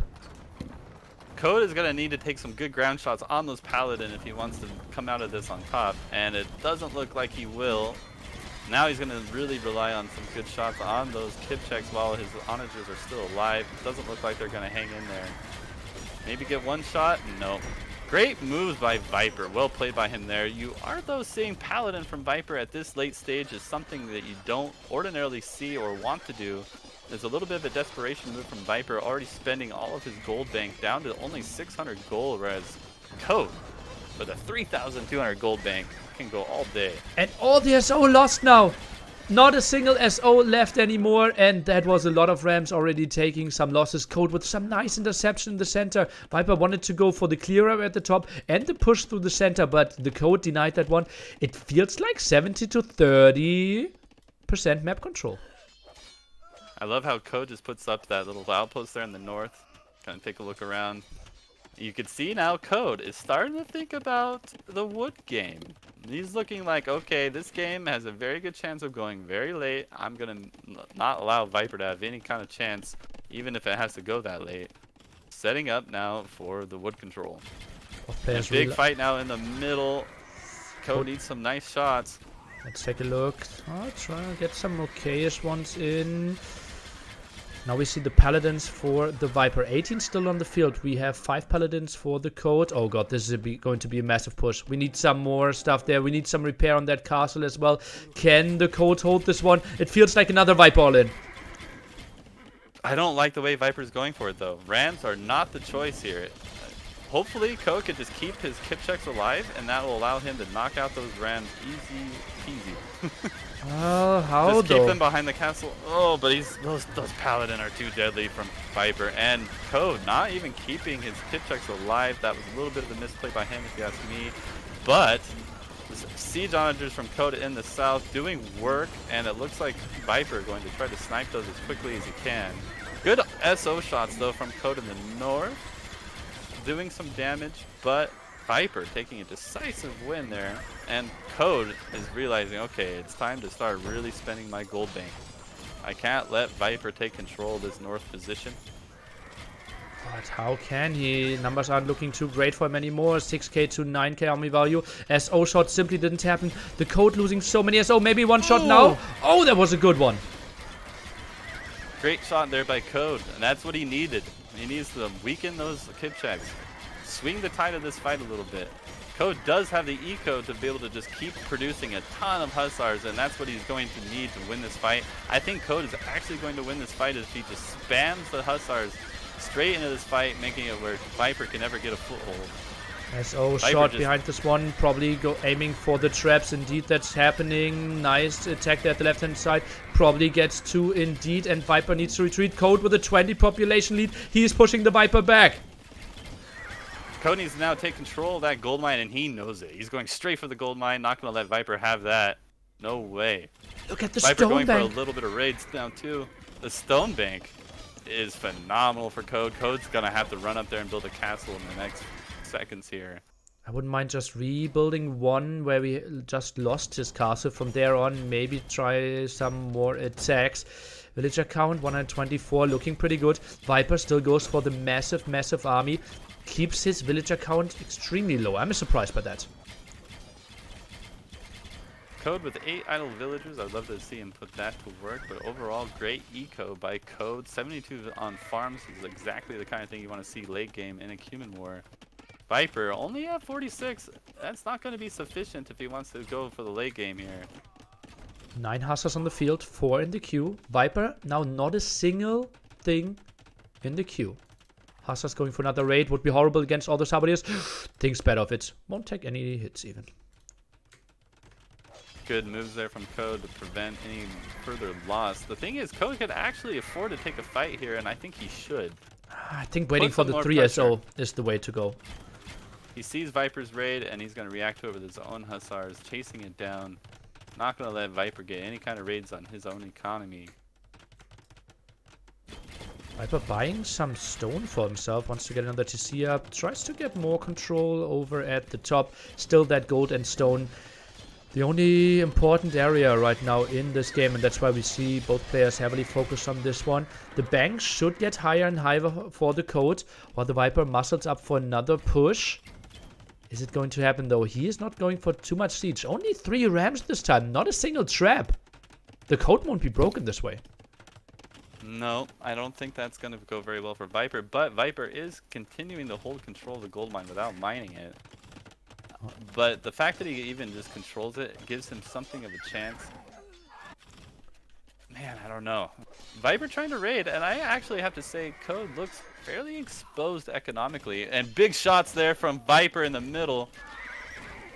Getting some of the kip checks, but losing a siege onager wasn't so bad after all for Code, I would say. Looked relatively even. Maybe 4 kip checks going down. Trade off against 1 SO. Maybe another SO trade there. More Hussars now going for another raid at the top. The Viper chasing this one down with his kip checks. Quite an interesting choice. Normally the moment where the Code should push in with some of his traps. Definitely. This is Code's gonna see that Viper is kind of in a missed position here with his kip checks there in the back of his own base, so he's gonna try to move now in for a fight. I think try to knock out a castle of Viper. I love the castle positions from Viper. That's something he just does so dang well. Those castles are just like at the bad spot for Code where he can't really use to the hill to his own advantage very well. But nice little onager shot there from Code. Little attack ground action, knocking out the Hussars before they could even get anywhere. Code could maybe see that the Viper's planning a ram attack at the bottom, but probably didn't actually see that one. Obviously the big fight in the center. Let's take a look. SO shots, are they happening? Okay-ish ones, but will lose all his traps in return. Viper goes for the split. No, just debated. That was a good fight from Code, I would say. Overall, he took a good fight, but he is going to lose his last siege onager, which is gonna kind of stall out any of his push, especially with the traps also going down. But the raids from Code are still relentless. Villager KD 133 versus 80 there. Lots and lots of losses at the bottom there. And yeah, as you said, it feels a bit like the castle's a bit too far out of position. Some more losses there at the top. Code retreating now. Viper struggling to keep population up. 74 villagers, only 8 more in the queue. Great raid by the Code. Look at the south. Uh-oh, no, nothing there. Nothing there. Oh, this will be a dead castle. Likely siege workshops going down, and the Code needs to find a better spot to get other farms rolling for himself. Code needs to run down there quick. His army is way out of position. Oh, Code, see it? Look. No, he goes for the counter-attack himself. 2 rams at the top, sends his army in. Oh god, this is close to a base trade. Hussars dealing with that at the bottom, tries to go for some repair. Maybe this is better for the Code. Maybe he can hold this castle. If he holds the castle and gets the kill against the Viper, that's a big win for him. Yeah, actually, Viper's the one with the army misplacement here. He just wasted those rams. They didn't really do anything. Meanwhile, Code is taking the north. I love this move by Code, and Viper, a little bit of a misplay. And this will be lots of Kipchaks dying for the Viper as well. Castle is falling, and Viper, that castle was really needed to protect this woodline at the top. Viper won't have a lot of wood control, still has some in the back, but he needs to control more in the future. Kipchaks now moving in, trying to snipe those rams, doing a good job, but more rams are arriving. 800 HP on that castle. Let's take a look. Viper, it seems like he wants to dive in again, but thinks bad of it. The Code will get that castle. Guys, this is Deathmatch World Cup. This is the grand finals, and I think we will finally see the Code in a dominant position after that one went really well for him. That was a good fight from Code. I do like, though, the Kipchak numbers from Viper. That's the one thing that he has over Code in this game so far. Code only with 14 left in his main army, but Code still trying to raid the Viper. Now getting onto Viper's forward wood lines. Code's starting to think about the wood lines here. Knocking out that front castle, or the top castle, I mean. That's a great play for Code to be able to continue to control all the wood lines in this game. Viper's going to have to be forced to cut more of those back wood lines, which you usually want to save until really late. Now Code retreating from this fight. The major thing, though, that I really see, as you just mentioned, while we are about to break the 1 hour mark in this one, is the Kipchak count. 13 on the field for the Code, 51 still for Viper, and there's no real great counter to Kipchak in this one. Skirms, obviously, without Bracer, not an option at all. Nope, yep, and especially with all the Hustlers out there, you really don't want to use too many skirms. But, man, Viper, he needs to get on wood. Look at his wood. Even food, really low for Viper. And Viper taking kind of a bad fight here, losing some Kipchaks now to Code's Kipchaks. But I guess Viper's castle taking down more of Code's Kipchaks. Code is going to have to replenish some of that. I would like to see Code actually sell maybe a little bit of his bank. He has a good food amount queued up in those Hussars. He could opt to sell some of it right now and produce more Kipchaks. I would like him to replenish that. Viper looking for more walls at his home base, and yeah, I wouldn't mind to see that either. Maybe sell some food. He has a solid 80 farmers, so don't queue up too much more. Try to get to 30-40 Kipchaks yourself again. He's just so good at getting those raids in. Will soon break 200 villager kills. Wow, that was a huge raid from Code. It didn't look like it was going to be that effective, but boy, was that deadly. Viper down to 25 on food and only 3 food in the bank. Oh god. Oh, absolutely struggling. When are you making the play for the gold and stone spot? If you're the Code. Now. Now? The thing about Code, and I think what's causing him to be a little bit indecisive for that gold mine, is just that he has enough to build at least 1 castle. You know, he would probably buy up the stone to build 2. And where those two are placed is going to be so key for him to win this game. And he's probably a little torn right now. Do I use them to pressure woodlines, or do I use them to take that gold spot? That gold spot would be huge to take, but it would also be pretty exposed to Viper perhaps pressuring it. It's tough for Code. Viper mixing in Paladins again. Really surprising to me. Another raid there at the top. Oh, Look at the tower. This is not too great in my opinion there. Hazas needs to run away and he's going for more raids. Indeed, the tower is funny. Forces another trap to be built though. Won't be the craziest thing. And yeah, that's more of a random player move. I love it. I love it. Great move from Code there. I mean, it's denying one of the key woodlines here from Viper. Code knows that north woodline is everything for Viper, and he wants to pressure it. They're coming now in with the 46 Hussars. Had 14 kip checks. There's their friends. They're trying to retreat and trying to group up a bit more. The moment we see some Hussars dying, more kip checks are joining the party. And castle count could be something important, but we're looking at a healthy 6 for both players. Viper making a play for that gold here shouldn't really work. Goes for the big counter attack here again. The Code. I don't think this one should work this time. Take a peek at the Code's queue though. I mean, that is endless. 65 Hussars in the queue indeed. 14 more kip checks and we're going for another raid, but Viper now just dedicated some Harbinger to protect this one. Obviously will kill some of his overpopulation. I think this should be the last raid of the Code in this game. From here on, I think you should go for the main push exclusively. Definitely, and especially now with Viper taking now that middle gold. That could be really bad for Code if Code is unable to do enough damage with those raids while Viper just freely mines that gold. He's got to be careful. And now the raid from Viper actually in Code's base is going to hurt Code. Code's up to 92 villagers, but now falling on farms. Yeah, 90 farmers is really, really solid indeed. And yeah, I think we need to make a major play for that gold in the center. Trying to take that hill advantage. Way better numbers for the Viper. Hill still for the Code. And I want to see some traps now. I want to see a major play for those gold and stone spots. It's tough, man. I like the position from Code. Code knows Viper's got a huge army. And a lot of that is just because Code has such a big eco, 126 to 101 villagers.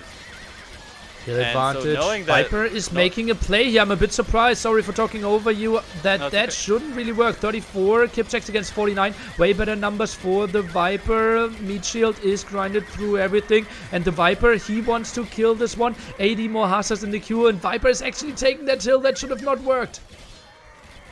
I think that was actually kind of a good fight for Code. He knocked out all the paladins, which is key, I think, here for Viper to be able to continue the pressure. And Code now with a huge military queue is going to be able to overwhelm Viper here.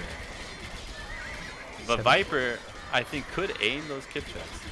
Yeah. And aiming the castle now from Code. Oh, let's take a look. The Viper really clumped up there. Castle's focusing down the kip checks. Good job. And Viper will have a tough task replenishing those. At least so I would think. But still 6 on gold there. Hussars are moving in. And this will be Viper's Halberdiers helping out in those fights. Oh god, this is massive again. I think an overboom of the Code is hurting him here right now. I think I like what he's doing. I mean, it's true that Viper is mining that gold, and that's going to be helpful for him, but I just don't think this push is going to be able to last for Viper. But Viper now up to 78 on farms. I didn't realize he caught up so much. I could be wrong. This might actually be really good for Viper. Still the hill advantage for the Code. Rams are now moving in. This could be a decisive fight. If Viper is taking this hill, this could be game over for the Code. Still at pop 200. Kipchak still in the castle. Don't you want to have them fighting? Don't you want to have them focusing down those Rams? Where are the SO? Definitely. One at 40% there. Could get a big hit in. Oh no, what is this happening for the Code? Don't tell me he's retreating. That was a bad retreat from Code. He could still knock those Rams out. Come on, Code. Get in there. Oh, here comes the SO. Will he get a shot? Oh, but he's shooting the Rams. No! That was not what he needed. Code now starting to take some losses in the raids. Losing villagers too. The raids are there in the middle trying to chop wood. 16 idle. Oof. Code still with a massive queue, but I don't know if this is going well for him anymore. Viper, 650 gold from mining that gold mine, and with 74 farmers, that's plenty. Everything I was saying before is turning out to be completely wrong. I mean, man, Viper has plenty on farms. The wood thing, though, could still hurt Viper in the long run. If I'm Code, I would feel like I need to try to just win these fights, outlast the gold of Viper from taking that mine, and win the wood control in the late game. And the Viper is doing what you wanted to see from the code earlier. Now healing up all his kip checks in the car so that they will be fully healed up. He's preparing some ramps. He will push through the center, and that's where we have one of the relics. I don't see Cold holding this one. I really want to see some SO now, but doesn't really have the gold. This push in the center looks really strong for the Viper. Viper's still 800 gold to mine out from that middle gold. As 800 in the bank, that's going to be enough for him to do a lot of deadly pushing, I think. Viper, though, I think the real thing here for him is the raids. Those raids are looking really deadly from Viper, but Code taking a good fight here. The bottleneck working out for him, knocking out the Rams, and a pause from Code. Oh man, he probably has to say, okay, let's calm down a bit. This is still a good game for me. I still have one more relic. I have an endless wood bank. 11k to basically nothing. He's still controlling the top. How much wood does Viper have left? That looks like 3k. And then, not too much. Not too much. I think Viper can get, like, with the wood line at the top, let's say 5,000-6,000 more wood that he can get. And then he needs to expand. And with all those hussars over and over again, I still see really good chances. If this game goes another half hour, I think Code is winning it. The one thing that I think could help Viper a lot is that he's mining that stone mine in the middle of the map. That stone mine will allow him to control this northern part with a castle. And even more risky could be a play for that position where Code is now building a castle in the middle-ish right side. If Viper were to able to get a castle up there, using his gold to overpower Code there and then build a castle, that could be a GG move. But the raids from Viper are looking so deadly at the moment. Boy, it's so tough. But Code still has a massive queue. That's the one thing I think is going to make it really hard for Viper to push. 73 hussars indeed on the Viper side. 1 hussar, 3 kip check, 10 halberdiers. So Viper pretty much at the limit here. Kip check count 35 to 24, so better there for the Viper, but still he can easily go for 10 more if he wanted to. We are continuing with this game. Rams are falling and Viper's just retreating. His kip check should be full HP though after all that healing in the castle. Is Viper trying to still engage this one? I think jumping into the castle could have been an option, but he's just fighting it and the Code is retreating. It feels like the top side will be really important. Topside will definitely be really important. I'd love to see Code just raid that middle gold mine and stone mine right now. I think he can afford to put some pressure on it, especially with the massive queue he's got. He needs to keep producing villagers though. Make sure that he gets that villager number back up to a nice safe 110 maybe. Viper at 99 is also a little bit low if you ask me. Code now coming in with a siege onager. That could make the difference in a big fight like this one. Kip check at the front now. Big misplay there by the Code. Traded off and Viper always in the back with his. Now going for the snipe on the SO. Viper gets a good one. Gets a shot off, but still Viper has to be happy with how that went. I think this fight though is turning on Viper. Viper just doesn't have the Q to be able to keep production and fight this fight, you know? And Code, still the endless queue is starting to become not so endless. I don't know who's going to win the fight. Ooh, good shot though from Code. That was beautiful. Another good shot from Code. Oh, Code needed those shots so bad. Oh, and overwhelming there. Trap is going down. Castle is going to be safe. Viper hiding in his own castle. See ya. And now the raid at the top. Raid in the back. Code is playing at 3 fronts at the same time. This is the moment where I want to see 1-2 traps.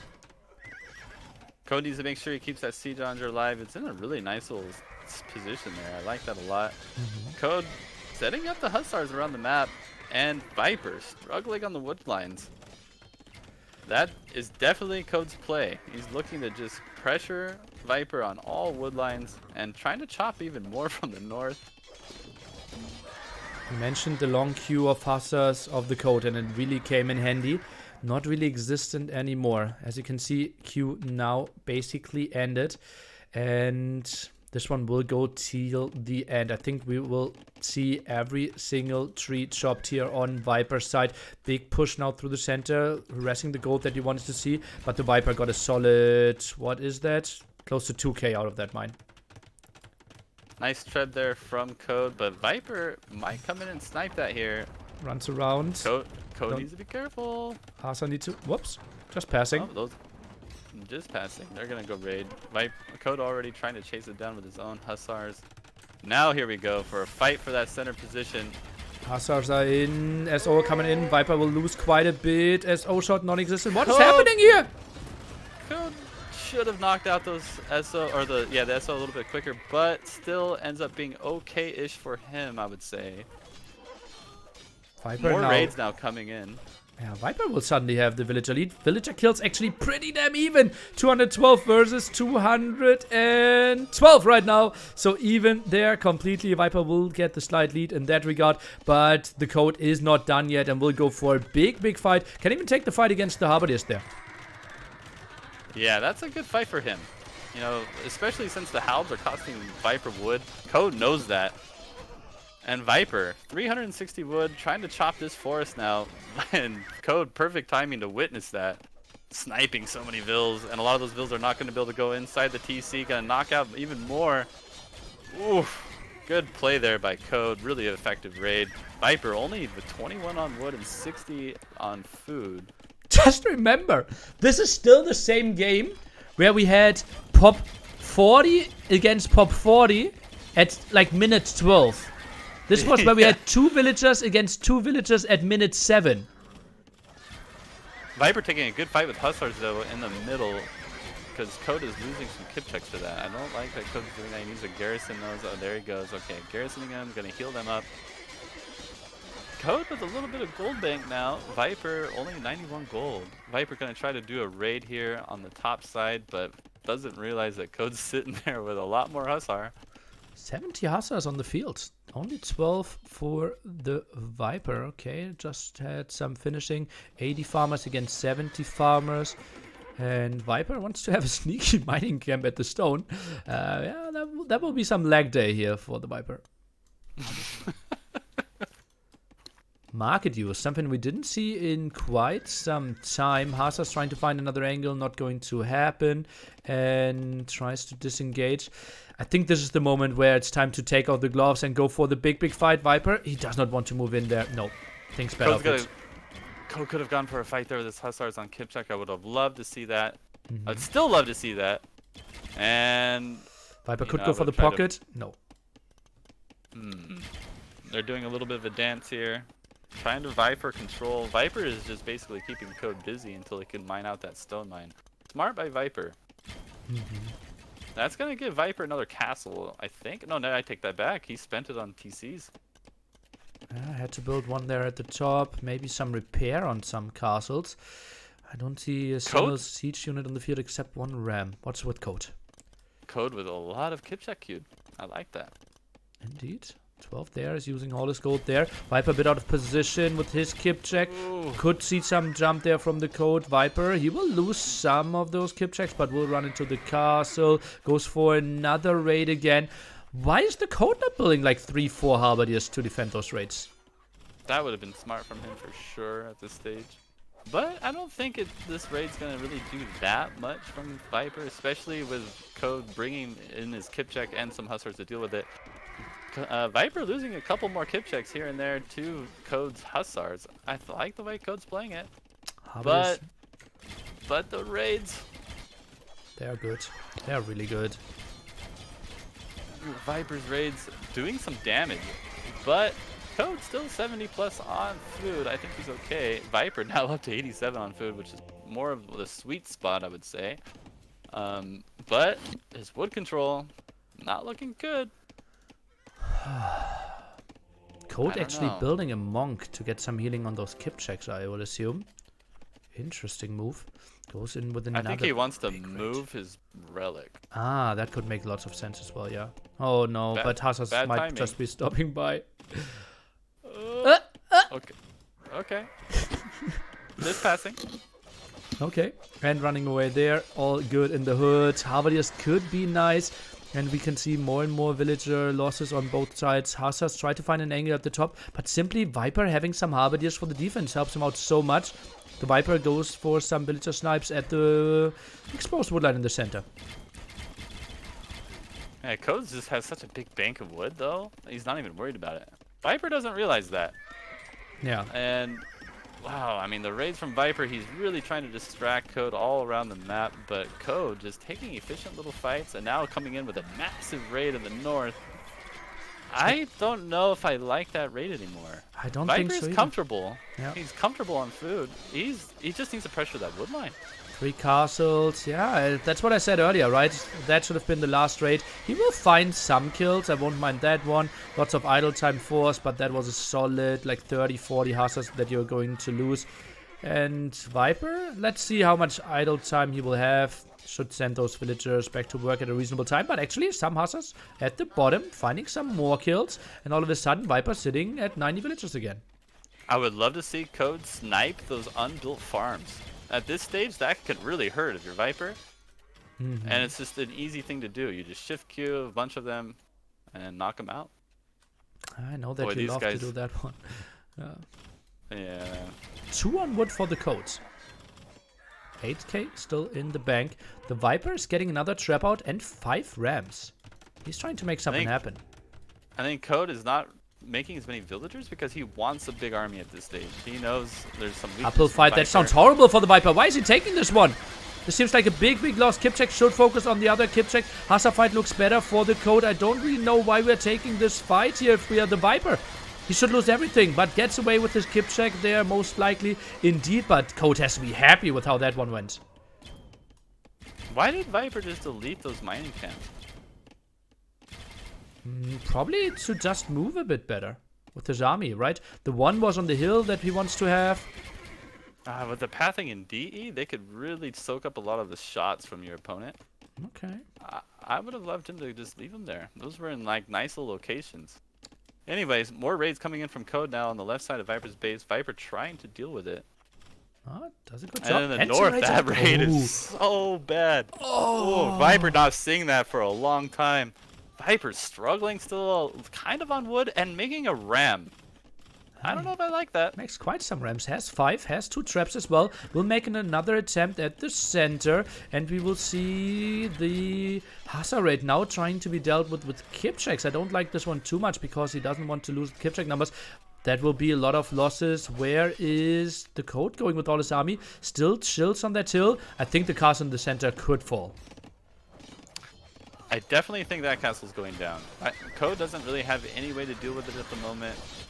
And I think, in some ways, Code's probably happy to see Viper make 2 trebs. He knows that that has to be all the gold Viper has to afford. And to blow it on trebs and forcing Viper to push is a good thing for him. Takes a lot of the mystery out of how Viper will be using his gold. Boy, this is going to be a big fight, though. Code needs to get his army down there ASAP. Oh, but nice treb snipes from Code. I'd love to see that from him. And now the Rams are going to get soaked up by the Kipchaks. Oh, this is a misplay by Viper. Oh, is this the all-in? Indeed, 160 population, more Hussars in the queue. Needs to go away with all his Kipchak there. 3 Rams are retreating as well. And that's so many arrows flying here. The Viper's focusing down the Kipchaks though. 47 against 41. He doesn't really see the numbers. They're really strong still for the Code, who's sitting at pop 200, while the Viper's at pop 140. Behind the scenes, by the way, the Wonk with the Relic didn't really get the drop off. Where is he? It's 2v2 relics right now. No. It Viper is. didn't steal it, did he? He didn't. It's 2v2 relics. I think he just misclicked in some way. Oh, there it is. I see it. Okay. Where is he? Oh, yeah. It's, oh, next to the starting to see. Oh, the monk died. That's okay. That's an okay location at least. Well, but Viper sees it on the minimap then, right? If it's dropped. So he knows it's 2v2 relics right now. Big raid coming in. I would love to see some seeds from the Code. Indeed, that's what's happening right now. 3 Rams in the queue. And the Code is going for this woodline. More raids at the top as well. Uh-oh, the gloves are off, Code. Code's going to look for the kill here. I'm loving the way Code's playing this, though. I think those raids are actually really deadly. Look at the food bank from Viper. Only 28 on food at the moment with 20 idle. Ooh. I don't think Viper has enough to keep control of this. And look at the army from Code moving north. And that is, I think, the deadly spot. Viper needs control of these wood lines. And there's the other wood line there in the middle taking care of that tower. Good job, but Hussars can just come back in there again. Halberdiers at the top to prevent some raids from the Hussars, but with the kip checks, all those villages are falling. One is saving the TC, and look at that, Code even committing against the TC. I love that. That's smart by him. Those kip checks actually do a lot of damage to buildings. That is going to go down really quickly, and Viper, he has enough stone to actually make 3 more TCs, almost a 4th. Unfortunately, though, no more stone for him to mine, so not going to be an option unless he buys another 100. Guys, give me a happy smiley in the chat if you love Deathmatch World Cup, if you love this intense match, if you believe that TheCode will finish this one, because he is ramping up for the 5th ram, and then he will make a go happening through the center. Now wraps around with the Hussars. He wants to kill that castle in the center. I love your support, guys. Thank you so much. And we will see potentially the kill for TheCode. Questionable choice. He was in a winning position. Is he maybe throwing this game here? I think strategically this is a heavy misplay, and rams are falling. Get the rams out. Oh no! Get the rams out. Get them out. Oh, he's gonna waste those rams. I think Code's okay with that, though. It's not really a game ender for him. But definitely going to lose those rams down to the kip check fire. Yeah, there it goes. But Viper also losing some kip checks in the meanwhile. Oh, that was strategically a horrible play. Like, you are in a winning position. You have 5.5k wood. You control the main wood line still in this game. You just got so many raids in. Going independently in there. Going to just lose so quickly. Siege Onager from Viper. I kind of like that. You know, when you're desperate, you got to make something happen with something. And that's something could be a Siege Onager, but not today, as Code says. Oh, Code clearly not watching the stream. Didn't you listen to Mr. True before when he said rams are not an option in the long game because kip checks are just so good with dealing with this one? Look at the bank of Viper. He doesn't even have 500 resources banked up. Yeah, this is looking really terminal for Viper, and especially now the Code putting pressure on the wood line that Viper is on, the last wood line Viper is on. Viper has to be feeling the pressure now. Only one current wood chopper. I guess now that is TC unqueued, it's like 13. Yeah. That's not nearly enough to keep his farms going. And now another raid coming in the back from Code. Code with a gigantic queue, including a Siege Onager. You know what that Siege Onager is going to do, Nilly. And I love it. You see the waypoint. Oh, where is it? It's in the center. Yeah, and going for that wood makes so much sense. Viper, where is he chopping it right now? 12 back onto wood, and that's all on this one screen. TheCode knows exactly what's up. Yep. Code's looking to knock out that wood line, and I think that would probably force the GG from Viper, but we'll see. It's going to be close. This is actually kind of a good fight from Viper. Well, I take that back. The Hussars managed to squeeze through and get in front of Code's kip checks. Now this is a terrible fight for Viper. Viper sneaking in the Siege Onager again. Let's take a look. Will he get a shot? He really shouldn't. Hussars are seeing it. Kip checks are moving back. Really clumped up. Oh, got into the Hussars. Man. Kip check did split for no reason, but obviously we're super scared. Could have turned that battle, but TheCode is just swarming. And 90 Hussars in the queue. Viper has no queue left anymore. Dropping below pop 150. Siege Onager out. You know where it's headed. Let's take a look. He's aiming right at that wood line. Oh, and GG call by Viper. Holy guacamole. I'm happy that we witnessed that one. TheCode is not going down without a fight, and I'm happy to add a red dot there. The Viper, what a crazy game. Just think about it, how it started. It was like 0 villagers for both players. They had to buy food to produce villagers again. This is like, if you show me the first 4 minutes and let me ask, like, how long is the game going? I will always tell you 4.5 minutes with the TheCode win. I would not have thought that we are adding another 1 hour and 43 minutes on that one.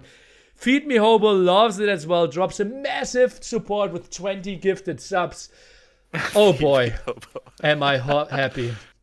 Wow, this is so great. And you know what? Despite not taking the early win there, I think the fact that Code won a late game against Viper is going to do wonders for his confidence in this series. Yeah, yeah. Like, he needed a late game win. He started to get into that groove where he goes, I could do this. I could beat Viper at the late game. You know, Viper has a lot of credit, a lot of reputation for just being really great with the late game strategy choices, but Code outplaying him in the late game, and I think Code needed that. This could be, dare I say, the beginning of a turnaround in this series. And TheCode, he can build on that. Because now I think we should have home maps and home civilizations left. Hunts were obviously not allowed. Let's hope that TheCode has something prepared. Look at the stats in the end. Lots and lots of villager kills overall. 2.2k, slightly better KD, way more buildings killed for the Viper. And we see just crazy stats. What is that stat in the end? 1,700 units built by TheCode there in total. Resource collected 140k. The other day we had you playing and you collected 220,000 food. That was massive as well. This game was crazy. Not that crazy in comparison. Gold count really even there. Relics 3-2, getting an additional 1.7k. And villagers were so crazy. Villager KD in the end, 350 for TheCode, 300 for the Viper. Oh boy, am I happy that we witnessed this game. That was a great game. I will be right back. 1 second. Okay. Whew. Up next, home civilization for TheCode. He can decide on a map. I would be loving something like, if I would be his coach, something like Frank's War, 4 Lakes. Could be a good one for him. 2 home civs now following this one, and then we go into some interesting wars. For sure, Korean Swan Acropolis could be a long one again. Could see some interesting snipes. And Cigarette break finally. I hope you are loving it, guys. I'm absolutely loving it so much. Glad that you're all around. I think I want to quickly reload my boxes at the bottom here to show the crazy sub gifters here at the side. Thank you so much. So many subs flying in. Obviously, I have them muted right now because I want to be fully focused and give you the best entertainment there. And Code? He is not allowed to pick hunts, I believe.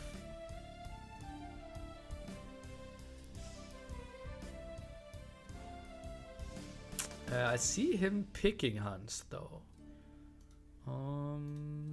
4 legs hunts? Is that allowed?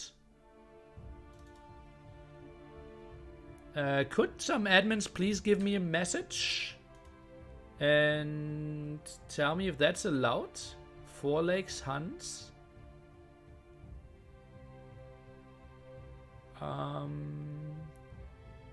I am an admin, yeah, but I don't want to look through the rules right now. And repeating hunts would not be allowed. Okay. So this game is not going to happen. Why would not be allowed? Because we want some variety.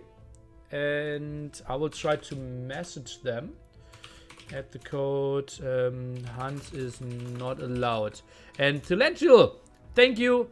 Talential, thank you for another 15 gifted subs. You guys are crazy. And I will try to message the Viper as well. At the Viper, hunts are not allowed. I'm back, by the way. They are trying to trick us here and trying to go for hunts war on 4 lakes, but that is not an option.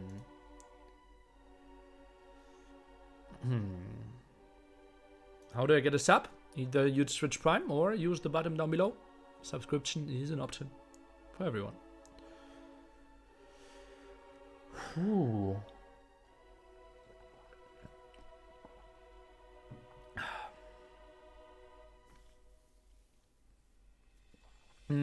So they will rethink stuff, and this game won't count. We won't take a look at it. And I really love True with all your insight. I will give you 1-2 minutes as well, where you can either talk a bit about the tournament or talk about some home civilizations and home maps that the code could technically go for that are allowed.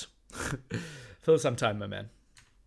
So, in this tournament, if anyone is not sure what we're talking about, we have a rule that if for your home maps, you can't choose any civs that are already in the set. So in this case, neither Viper nor Orcut, or I'm sorry, TheCode, can choose Huns, Mongols, Cumans, Koreans, Goths, Vikings, or Franks.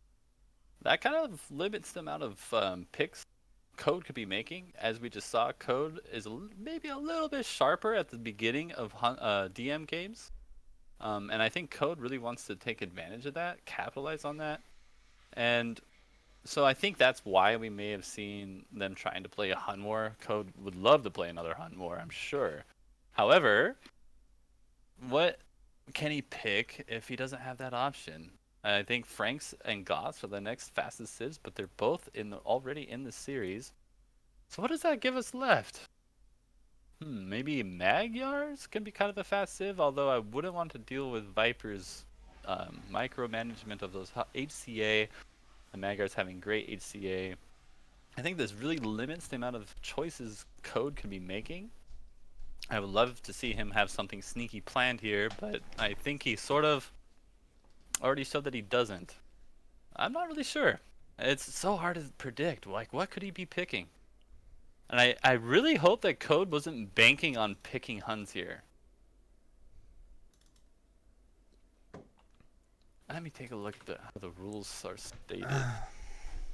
Are they allowed to pick Huns? No, they are not. That's why we are saying maybe I just go to Viper stream and see if they are actually playing. And it seems like Nilly. Yeah. I think the way rules are stated, they are not actually breaking a rule. Really? It says in the rules, repeat picking of mirror civs are not allowed in the series. This will also include predetermined civs in each round. Oh, then it says, for example. I never mind. I take it back. Yeah. I read that a little too quick. They are playing? Yeah, it doesn't matter if they are playing. This won't count, guys. Let me see if I find...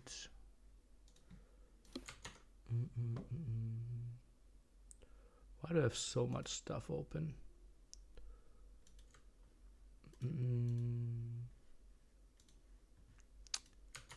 Someone messaged Viper's dad.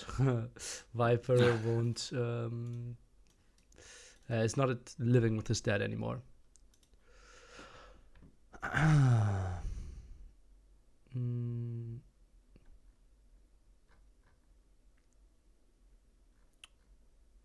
Yeah, the thing is he has alerts off as well, so even if I donate now, that won't really help.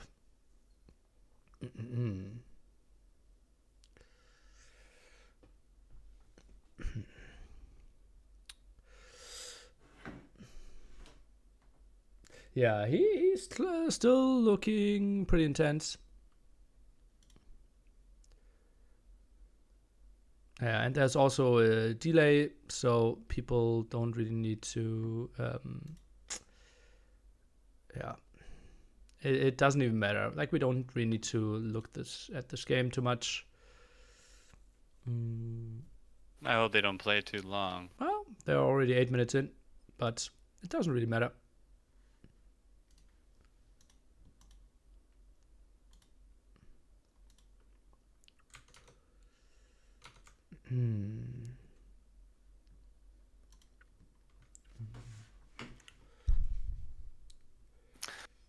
I'm trying to message his girlfriends. It is sad that they were unsure about the rules here. Hopefully we were clear enough in how they were written. I would like to think that we were.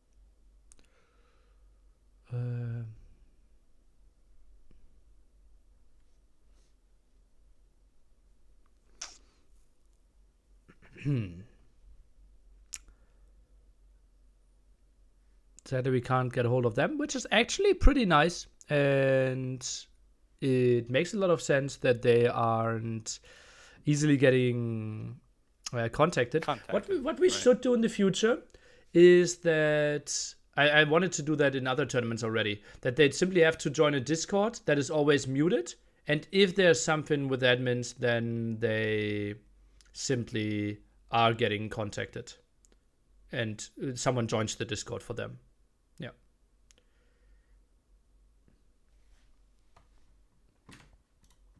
Okay, Code is messaging me now.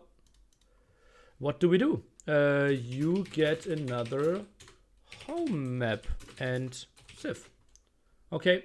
Debbie apparently got hold of him and Code messaged me as well. So all will be solved. Do we quit this one? Yes.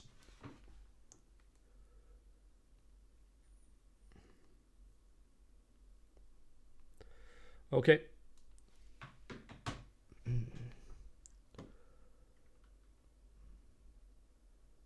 Good job, Nilly, clearing that up. Well, luckily we got hold of her.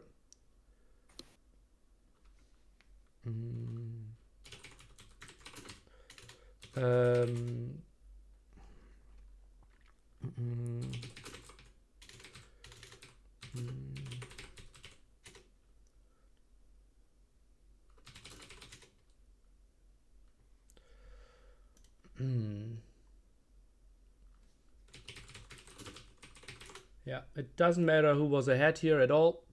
This game basically, out of an admin view, never started. So no matter who won, no matter what position we got into, even if the game was over and someone won the victory, it doesn't matter. Exactly.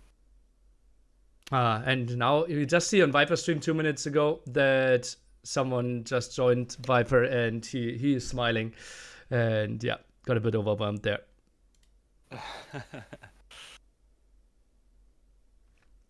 Yeah, he is messaging me 2 minutes in the past now. This game, I think.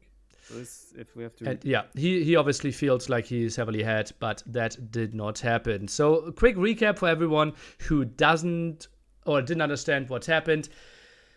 We already have Hunt War in game number 1 to show some variety to you viewers. We made a rule that if you pick a home map and home civilization, you are not allowed to re-pick any of those civilizations that we already have. You can pick Hunt in game number 2 and 3, but obviously that is non-mirrored. And the code simply did go for Hunts on 4 lakes. And Hunt's 4 lakes is considered to be the same as Hunt's on Arabia, simply because the civilization should be different. It does not matter how far we are in the game. It does not matter who is in the lead. This is always a full replay, and we will jump into the new game. The code has a free new choice of home map and home civilization. Both players did an equal mistake there.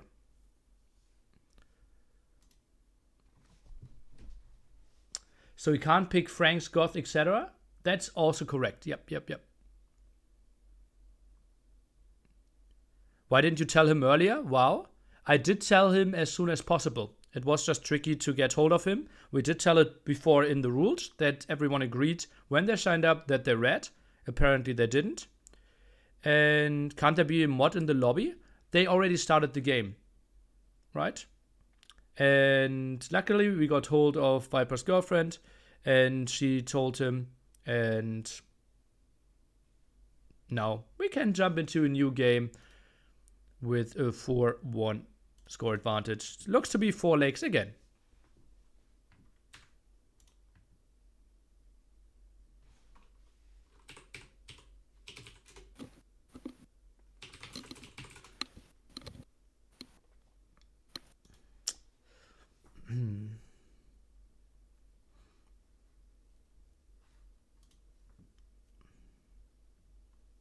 This is tilting the winning player?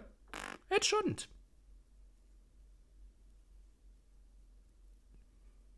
Debbie is Viper's girlfriend, who really helped us out in this situation. Yeah, thank you, Debbie, if you happen to be watching. Debbie saving the day. Would have been even more tilting if the game ended fully, and then they would have heard that this game didn't matter. Didn't they make fun of you in game 2 when you asked them about knowing the rules? They did some quirky messages, yeah. Was completely over. Technically, the game never officially started. They just played an irregular game. It does not matter at all what position they were in. If they did a rock, paper, scissors game in between, and Viper was leading 1-0 because he picked rock and the code scissor, does not matter. We're trying to watch DM World Cup and we have some rules.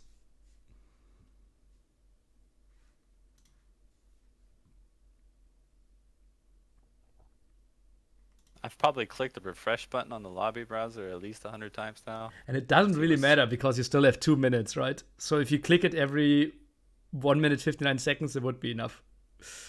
Yeah. Will they be personalized from the prize pool such? No. Penalized. I think it was a mistake from both players. I wouldn't really know why we tried to punish there. We will discuss it, and I obviously only have 1 vote out of 6. We will see. It took 50 minutes for the rules to work. That's something we can work on in the future to contact the players more easily. The rules instantly worked. It just the deliverance of the rules took some time. Thanks for your feedback, though.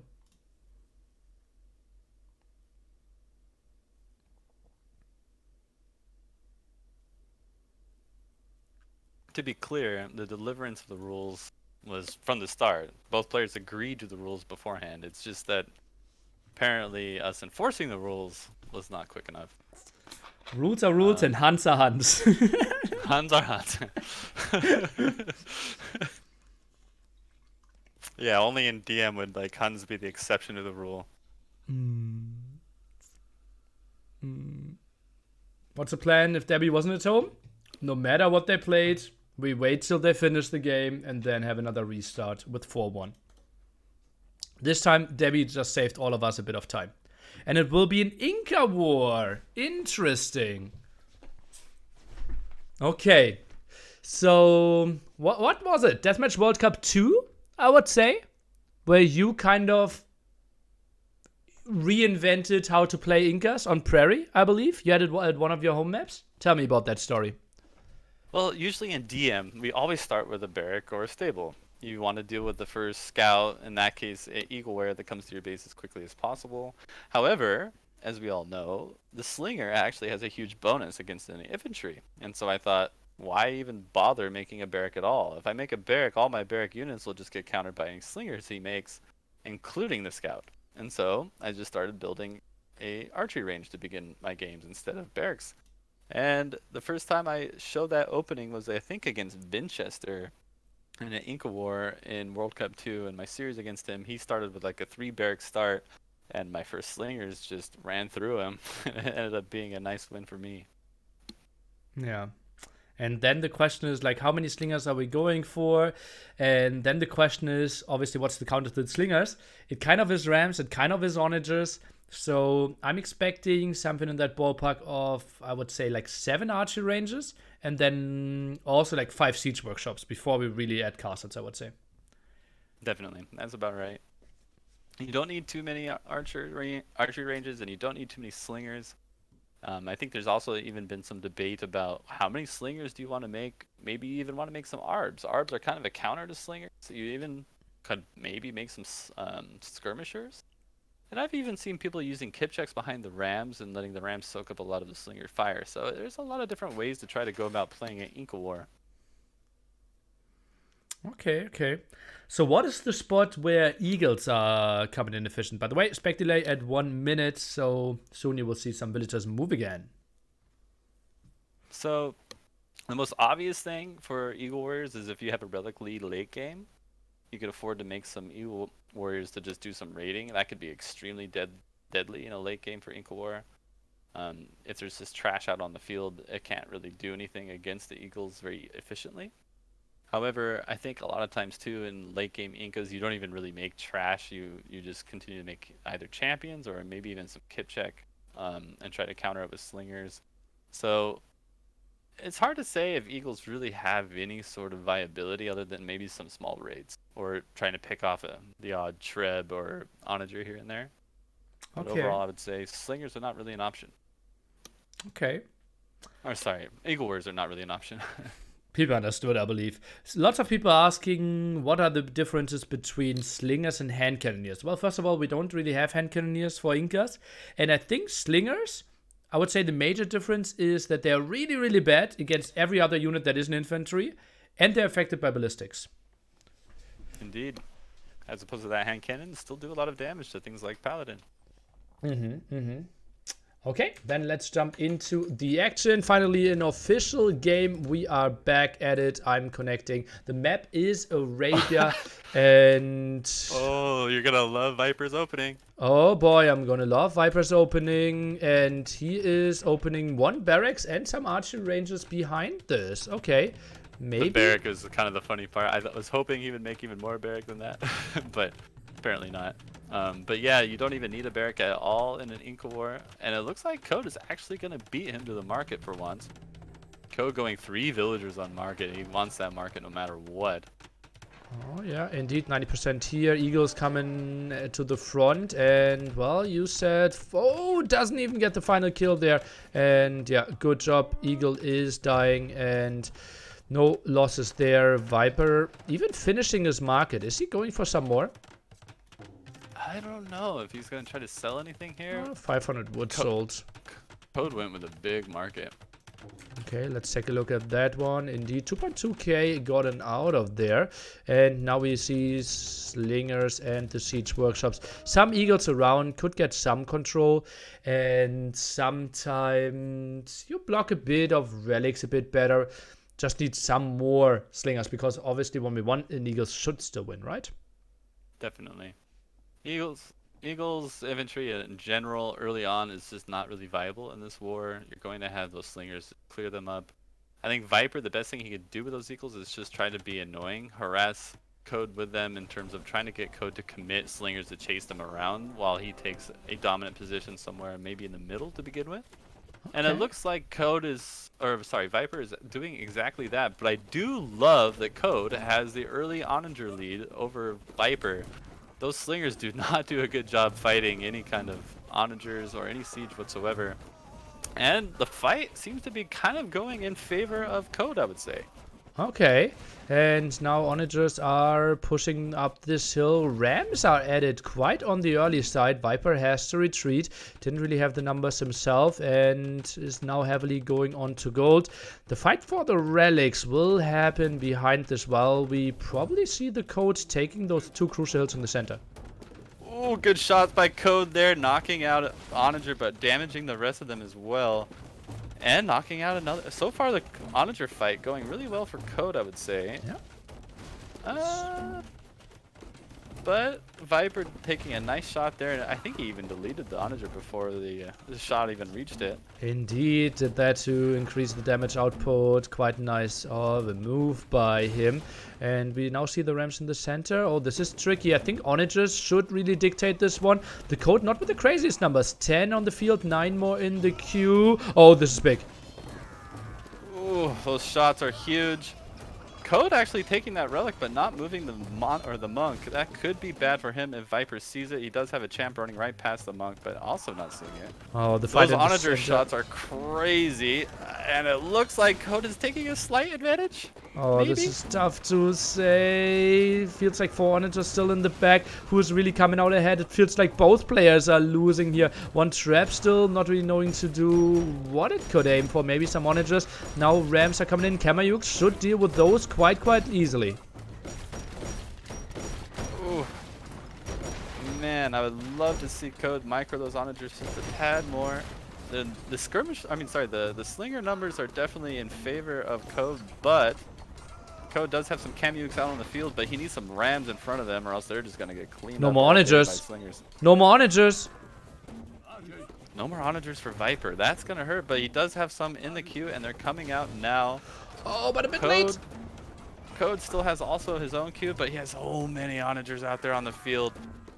Viper, I think, losing or canceling that castle there. The code is going for another one, canceling the castle at the top 2 traps are moving forward. Oh, this is dire. Gold extra for the code might win him the game here.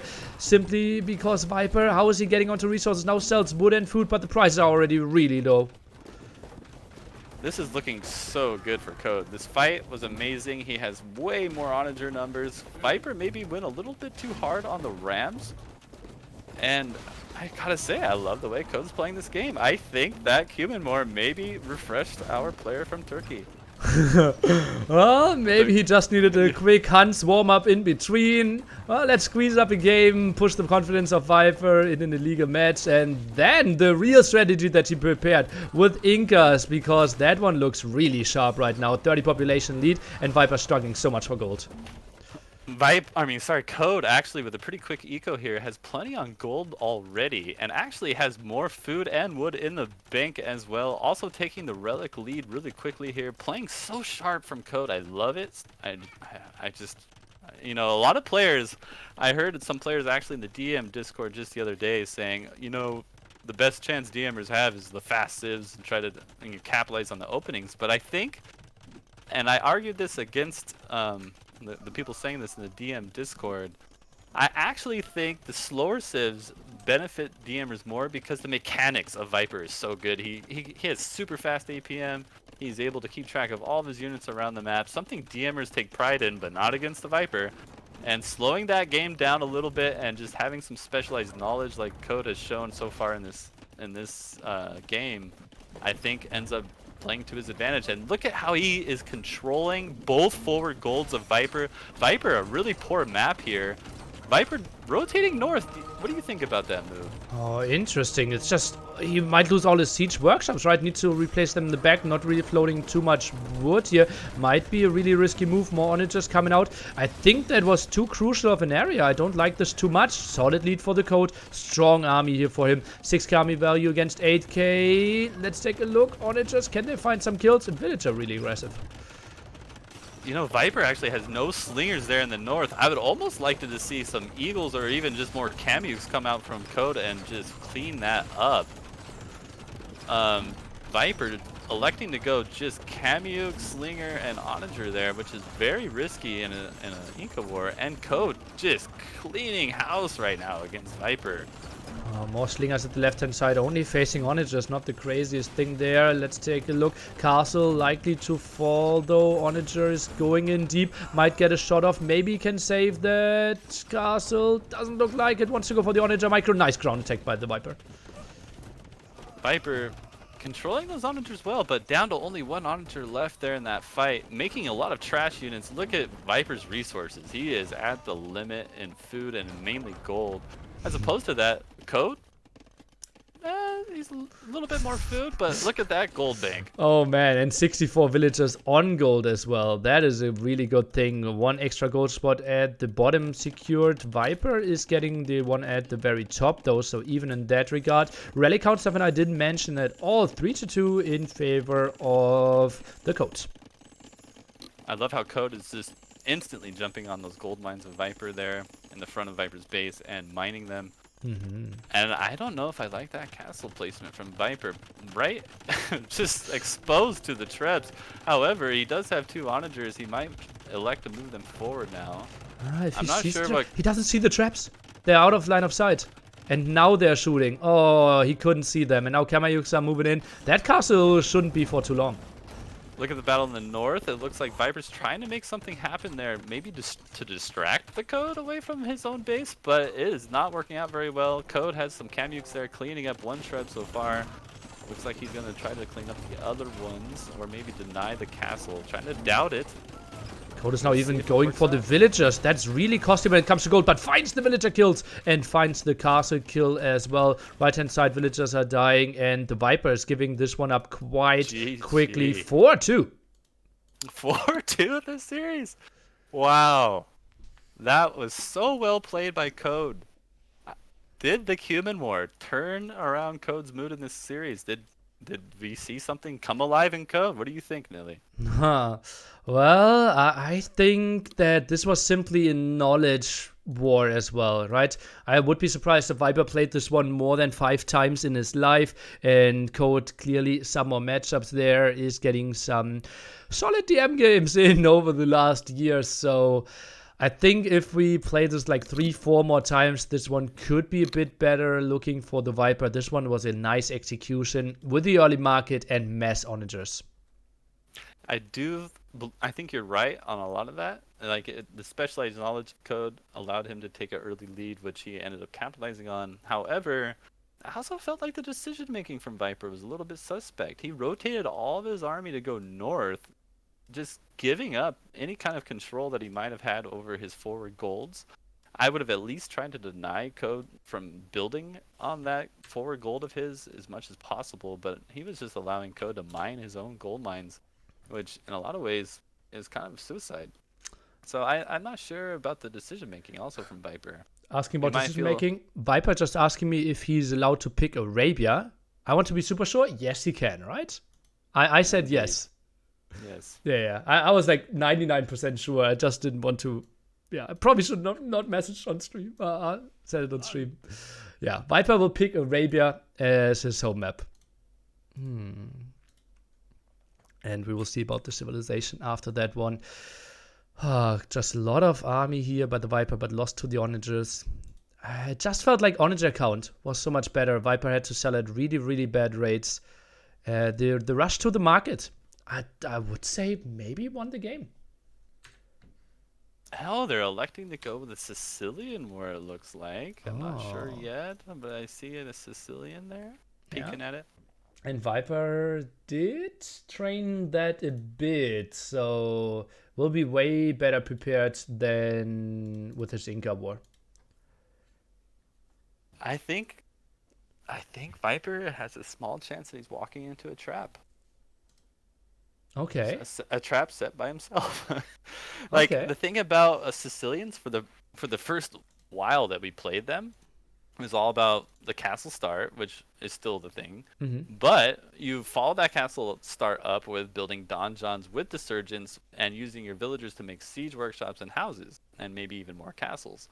However, as we started playing this, we found out that the Cavaliers are super, super strong in this war. And it turned out that you try to make donjons with those early surgeons, the opposing player just has to go forward with his own surgeons while his villagers make stables and just go Cavalier surgeons and take a forward position, and you could easily lose control of the game very quickly in a Sicilian war. So the meta around Sicilians, I think, is still being developed. But if Viper elects to go with like the meta just a week ago, it could turn out to punish him. I did have this training with him this morning, and he said that he thought about Sicilians. And I told him how the code played, because the code played it yesterday. And I told him, watch that recorded game. I did send him the recorded game, and I think he will know exactly how the code did play it yesterday, because he was playing it in game 1 against Brew. Did train it some with Tedo.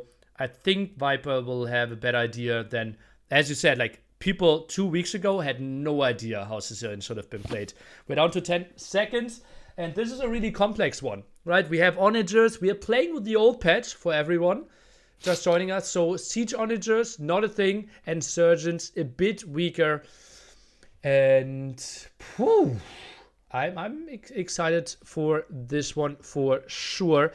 Let's jump into the action and see what they're actually opening. Castles are building so incredibly fast, so True already said it. Castle opening feels very, very standard. You know what's funny about this opening from both? Viper electing to only go 2 vills on 1 castle to begin with. And the way to counter that is actually to keep your scout alive and run in there and try to snipe vills. And that is exactly what Code ended up doing. Code could end up distracting those vills, but he chose not to. He ends up moving around a bit. Code now going for the forward castle and making the barracks to begin with, and then followed up with some stables. It looks like Viper making a lot of castles to begin with, followed by stables later. I'm not really sure which one is the better start so far. Viper trying to make a donjon on that forward position and I don't think there's any way he's gonna get that up. Yeah, I don't think so either. Surgeon's already around there, is working on this, but not going to happen. Isn't even fighting back or running around. That's an interesting thing. That's an interesting mechanic in the game. And Castle most likely will go up, and we should see lots of traps early on.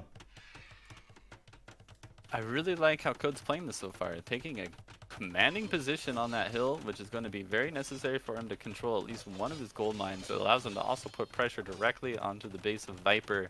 Viper, though, taking a counter position just north of that, and I don't think Code sees it yet, so that could be really good for him. I think both players so far situationally are about equal. The one thing that I like about Viper's position a little bit more is it gives him a little bit of leeway over that relic there in the middle. I think both players are going to try to jump out on relics quickly, and actually Code being the first one to make a monastery. I like that a lot from him. Okay, I would have thought this is mainly pushed to the center. First trap already getting focused down. Wouldn't be surprised if the second one is falling directly after this. Indeed, the focus is on those quite early. And the Code still having a tiny hill here. You can barely see it, but that will come in quite handy. That ram might just take down the Treb of... Oh, but it didn't take down the Treb of Code. Oh, and the next one did, of course. Code trying to put a lot of pressure on Viper. Viper looking, though, like endless bank and endless Q. It's going to be hard for Code to hold this, I think. Viper's if I were Code, I would... Viper's going for so many Cavaliers and Scorpions. He's going for the bigger army, but wasting quite some numbers early on here. He won't have any buffer in front of this one. I think this is quite a waste with all his Rams. And look at the pop lead from Code so far, Nilly. Oh god, doubling there. And the big question is, we can still do some research here. When are you going for the unique tags for Sicilians in this game? I think you want to go for it very early or very late. For the one to do with Scrootage. gold. I forget that. Okay, yeah, that one. Scrootage gives you gold for every military unit. You could go for it very early and capitalize on the fact that you tend to have a very big army early in a DM game, or you could take it very late game, which could swing the tide of the late game in your favor. As far as the other one goes, First Crusade, I think you want to do that one generally very early, capitalize on an advantage, and just seal it up with a bigger army early on. We see both players trying to vie for the relic control. What's one weird thing from Viper, though, is he's actually making Arbalists there in the center.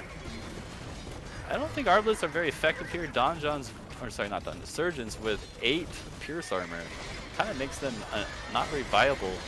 What do you think about Code fighting under the castles, though? Oh, First Crusade now coming in from the Viper. I think this is a bit too ambitious here. Let's take a look. Surgeons at the right-hand side. Some ground attacks coming in. Not the greatest ones, though. Missing quite a bit. First Crusade now by the Code as well, and we see those surgeon count just popping from 7 to 45 there quite quickly, and Viper is pushing this one back. This game is far from over. Code needs to move his surgeons quickly. He has a lot of them hanging around his base from the First Crusade tech. Not using them quite yet, but now they're starting to move forward. He still has the onagers to hold on to this lead. I like his position. The kill-death ratio is in his favor. Something he definitely needs against a market pusher. That should be a lot of gold units as well by the Viper, right? So I think in the long run, maybe the Code was saving more gold. Is that an option here? That's definitely an option. And on top of that, the Viper is out of food and only 6 so far farming. I think this game has gone very well for Code so far. Lots of light cav. Not sure if I like that one too much. Viper needs to go into some more siege. Only one trap in the queue. Now adds a second one. But the castle just getting so much damage done here. It looks like there's going to be a little bit of a fight there in the back of Code's base. But Code seems to be clearing it up so far with his surgeons. Needs to get that castle up to secure his gold mines here. But he has even more surgeons hanging out in the back. He could easily clear up the raid from Viper here.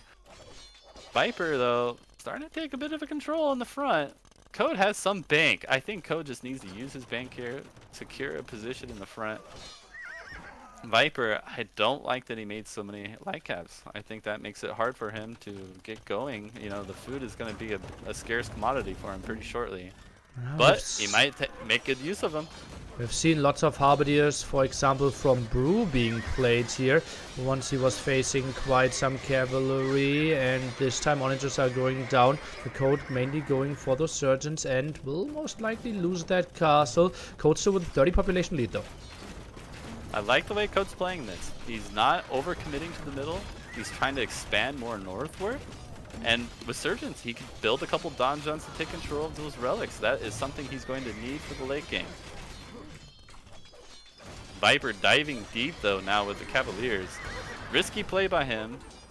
He feels like he could afford to do it having the market here, but Code going in with Rams, I also don't think that's a smart move. That's a bit risky, but the thing is Viper with Arbalest?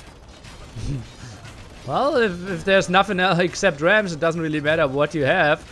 So Rams are being pushed back. Traps might be losing their lives here as well. Viper still with quite some nice aggression. Relic count behind this 2-1. Still going for the one at the right-hand side. So Viper will get the Relic lead in the end. Code going for a nice raid though with the Surgeons. I like that a lot. I would even like it more if you just dropped a Donjon right now in the middle of that Viper eco. Viper, kind of sloppy farm placement, I have to say, and not even noticing the raid so far. Wow. And Code now with a nice push down the middle. I think this could be really painful for Viper. Oh man, exposed main gold spot there as well. Castle still on that hill. Where is the production? Look at this. 2 Cavaliers, 4 Arbalest in the queue. He's not really getting any more meat on the field.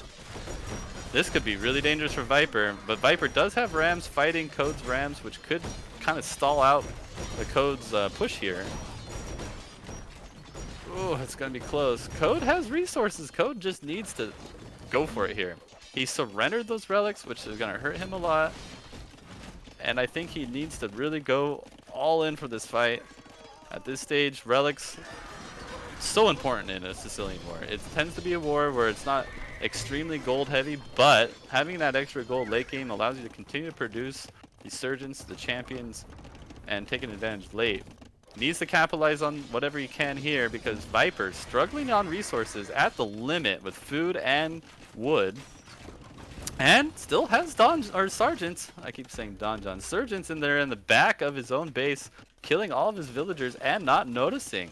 50 villager kills against 4 here. Quite a nice move by the Code, who's still trying to pressure the front area. Not the greatest protection of those onagers. Would have really liked to see like 10 Halberdiers being mixed in. Could have helped out in so many fights here, at least that's what I would think. And indeed now 5 Halberdiers are being mixed in.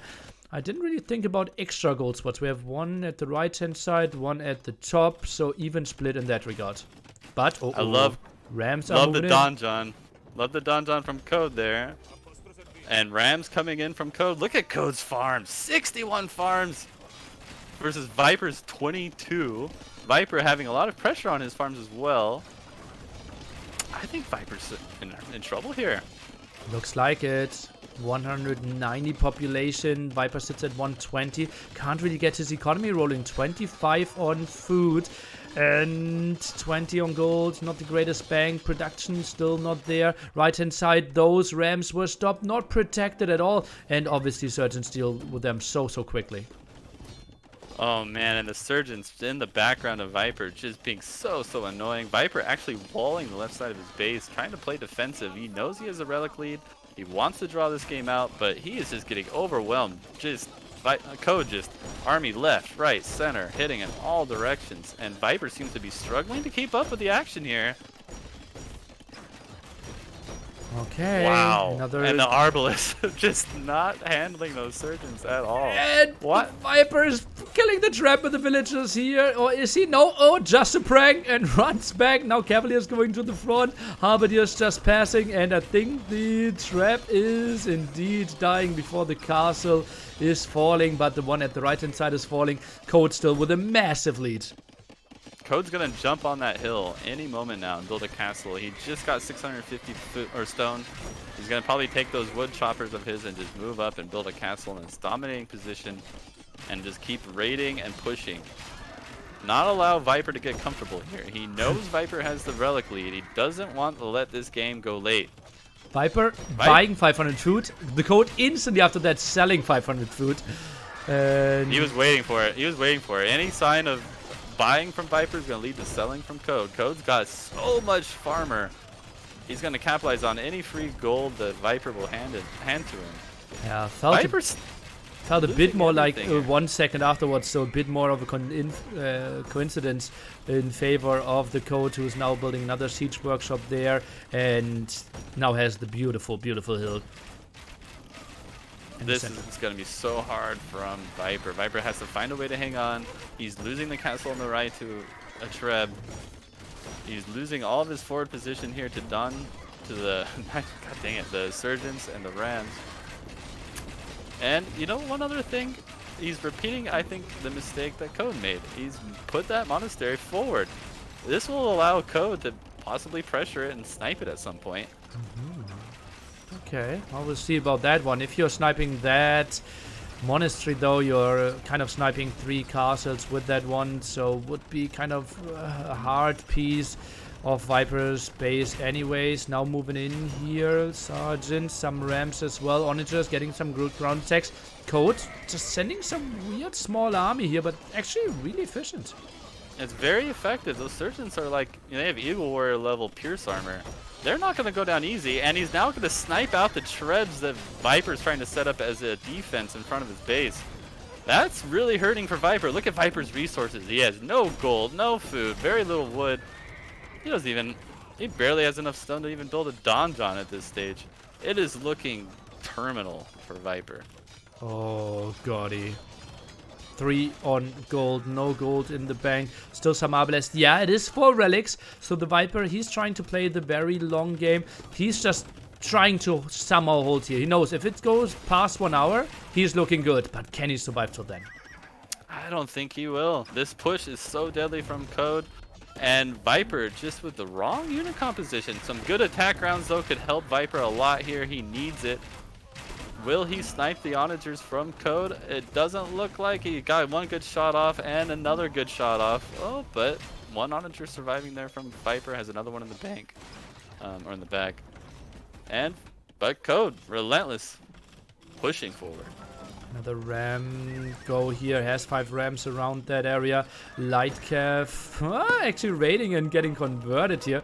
Relatively fortunate for the Viper that he's converting the one that is not dying. 1 Sergeant there to defend. Dungeon defense in his food economy. Nice move by the Viper, but simply the heart of his base is under heavy threat. Man, Code just with a beautiful eco, a beautiful push forward. Just bringing the heat down on Viper right now. And Viper just struggling for every little bit of resources, spending it on Arbalest. You would have thought he might have learned his lesson a little bit by now, but unfortunately, still taking heavy losses there. Not a good way to use whatever gold he can have. 4 relics is going to be helpful, but only if he lasts like over an hour, as you said. Doesn't even have control over his front gold. And at this stage, no gold income really from Viper outside of the gold mine in the far north.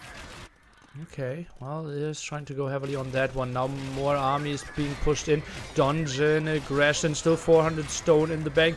Old balance also means 200 stone for a dungeon, and that one is helping out quite nicely. TC is going to fall. Nice Rams from Code there. The Rams hopefully will fight Viper's Rams. That would be very helpful for him. Viper needs those Rams to stay alive and start pushing back a little bit on this donjon from Code. Code, though, electing to knock out the siege workshop he probably wasn't watching. Code, though, such beautiful resources. He's going to be able to go all day here. And even trying to mine the forward gold from Viper. I would love to see him repair that Treb here. Don't let Viper knock it down. Keep pressure on the castle. And look on the far right. Code doesn't want Viper being over here at all. He's going to be able to take control of this stone mine, which will be even more helpful for late game.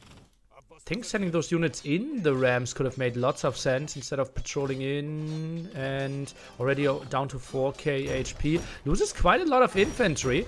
I think some Surgeons could deal with this one, but the main fight is happening in the center. The main fight, that was pretty funny. Viper actually put a bunch of these light cavalry to snipe the Treb, and Code prepared it just enough to keep it alive, and now it is going to put pressure on that monastery. That forward monastery is everything for Viper. And I think Code might even just be aiming at a castle with it. Viper's already transitioning those relics away. Already has one in the back, 3 in the center. Or 3 in the front. Code with skirmishers going to be able to counter the Arbalest. Arbalest just from Sicilians. I just can't like it. They're missing Thumb Ring. They're missing Archer Armor, the last Archer Armor upgrade. The missing of Thumb Ring though is just so critical. Viper pop 130. Take a look at the minimap. Take a look at that minimap. There's red dots going everywhere. Viper's struggling to hang on here. Oh yeah, such a big control here by TheCode. Mixes in some skirmishes now against those Arbalest. Doesn't want to invest in any gold, trying to trade off on into micro against the Viper. Just take some easy ones there. Viper now buying himself some stone to either go for the repair. Indeed, that's what's happening. But 2 villagers, probably not enough even against 1 trap. I love the skirmishers though, really. I mean, Code is really low on gold. He knows he needs to take something efficient there. Viper is going to do everything he can to push back on this push from Code.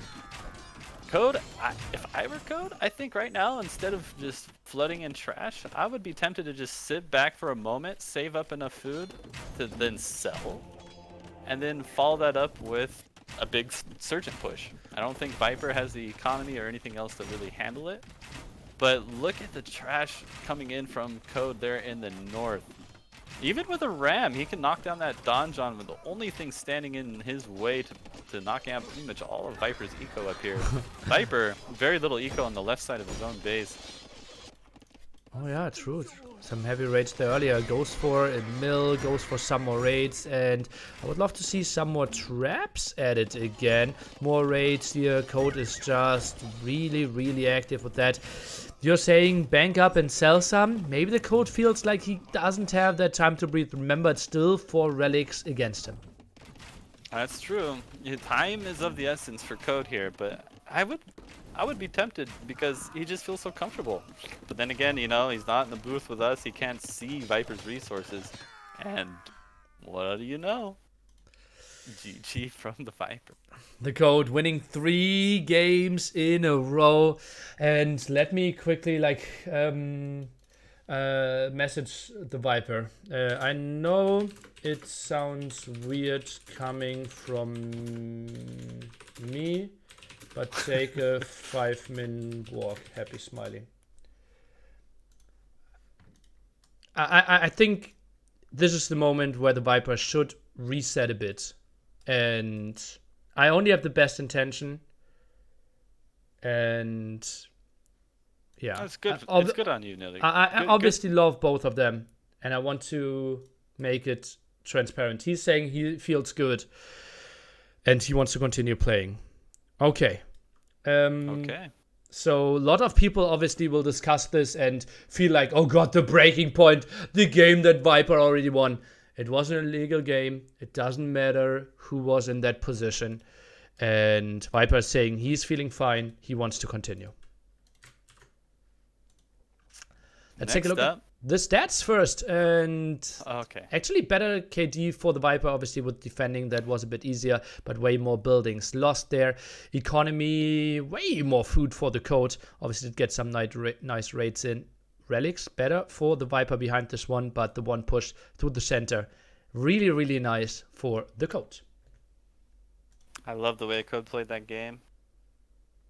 And, oh man, what a great series. I'm loving this DM World Cup Grand Final. You know, it's our yearly tournament, something that us DMers is sort of like the holy tournament for us. We love this tournament, and we couldn't ask for a better Grand Final, seeing Viper taking a quick 4-0 lead, but appeared to be really bad for Code. Code following it up with his own haymaker of a 3-0 strike.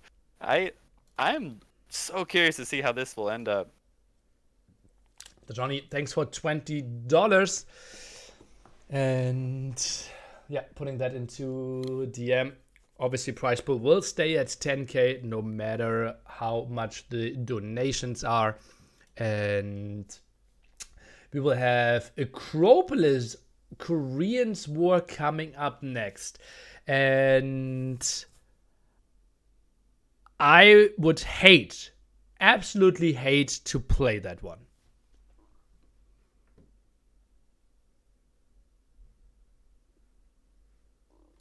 You apparently not. The thing is, Koreans probably the heaviest wood sieve out there. Acropolis. The thing about Acropolis is you have no wood on your actual hill, your Acropolis, and then all the wood is in the middle. So you have to vie for the wood control of the map. You have extra range towers. You have extra range on your siege onagers. You will probably be sniping your enemy's wood lines with your own siege onagers and trying to protect your own. It's going to be a very map control dominated game. I think Viper, knowing him, how much he loves his Hussars, is probably going to range around with Korean Hussars, but Korean Hussars are not exactly the best Hussars. I wonder if either player is going to use very many war wagons. Typically in a Korean war, you see players use either a lot or maybe not too many, but always war wagons are a part of the equation. In this game, when wood is of the essence, I would like to see both players use very few, if any, war wagons. Okay. I did talk to Viper this morning and we went over how to play it.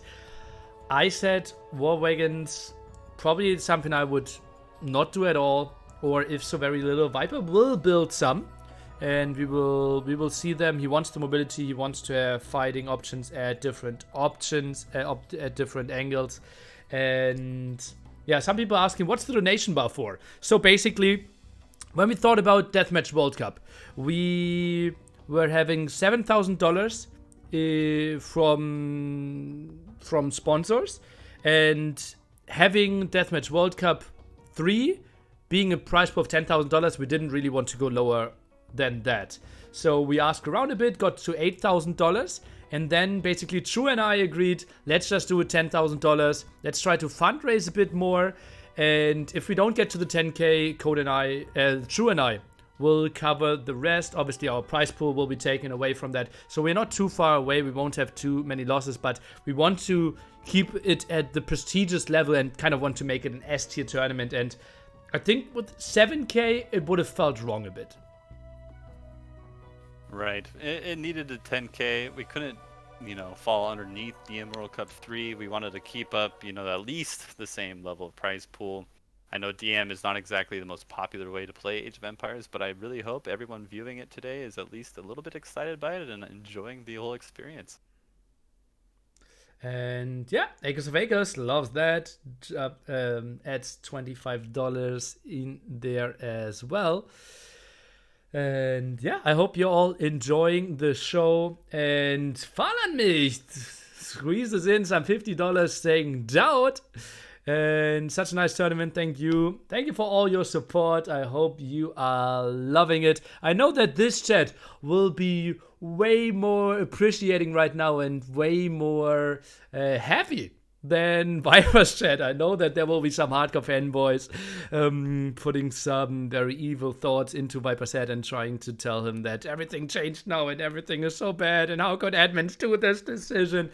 But I know that you are better than that and just sitting back enjoying the wonderful games that we are seeing here. The Cumans game was one of the best I've ever seen, and it feels like ages ago, but I probably will never forget that Japanese Tatar where they went on Acropolis to start off the series after the Huns War. Yeah, it's such great games this series. I love the mix. It's a little bit outside the usual DM, Huns War, Franks War, Goths War, and loving every second of it. And hopefully we get to see even more wild strategies being invented by these players in the rest of the games. Nilly, you gotta look in the DM Discord in the general chat. People are putting in a lot of gifs of snakes getting smacked around. Okay, let's take a look in the Deathmatch Discord then. Well, which one is it? Which channel should I look at? General chat. General chat at the top. Okay. Jump to the bottom or something like that. Okay. Well, we will. Let's look through some. So I'm enjoying this one. We had this one last year.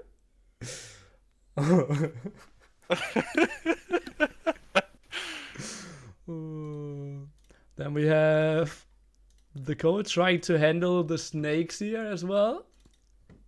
I really love those Fandana things. Oh, it's so good.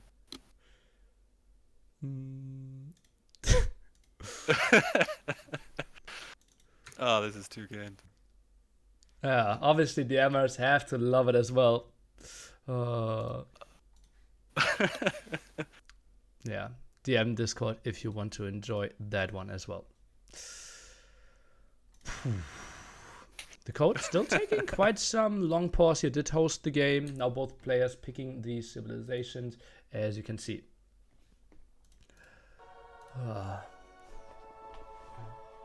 Great series. Amazing series.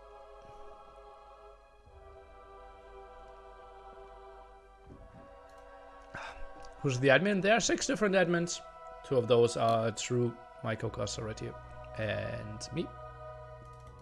We also have, oh god, I shouldn't really go that wild and list all of them, right? We have Bristlin, Polar, the Hees, I think mainly for Silver League. Daisy. And also Robo around. Yeah, and the code as an advisor being mixed in as well. 1 minute 40 to go till we jump into game number 8, Koreans on Acropolis. I'm excited for this game. I think this game could go well for Viper. I think it plays to his strategy a little bit with how he likes to expand on the map. He builds castles in sort of unexpected places. In this case, it's going to be towers. Siege Onager Micro is going to be key for either player. And again, Viper, we all know that he loves the micro Siege Onagers. White. So it's going to be tough. It's going to be tough, and I think this could be a long one. I would be really surprised if we see an under 30-minute game. White flying in with 10 euros, Real Kusid with $10, Inanimate with $10, and with Ashley with a sub. No to War always flies in with $25. Army, the DMer, flies in with $100. Mango Mel, the master, the queen of... how's it called? Polygon costumes? There's a word for it. Well, the costume queen flies in with $25 as well. $50 by Kingy. Hello. DM is blood and some subs after this one. Thank you so much, guys. Cosplaying. Oh, God. Costume queen. Oh, God. I should not have said that. Cosplay. Okay. And we are jumping into this one.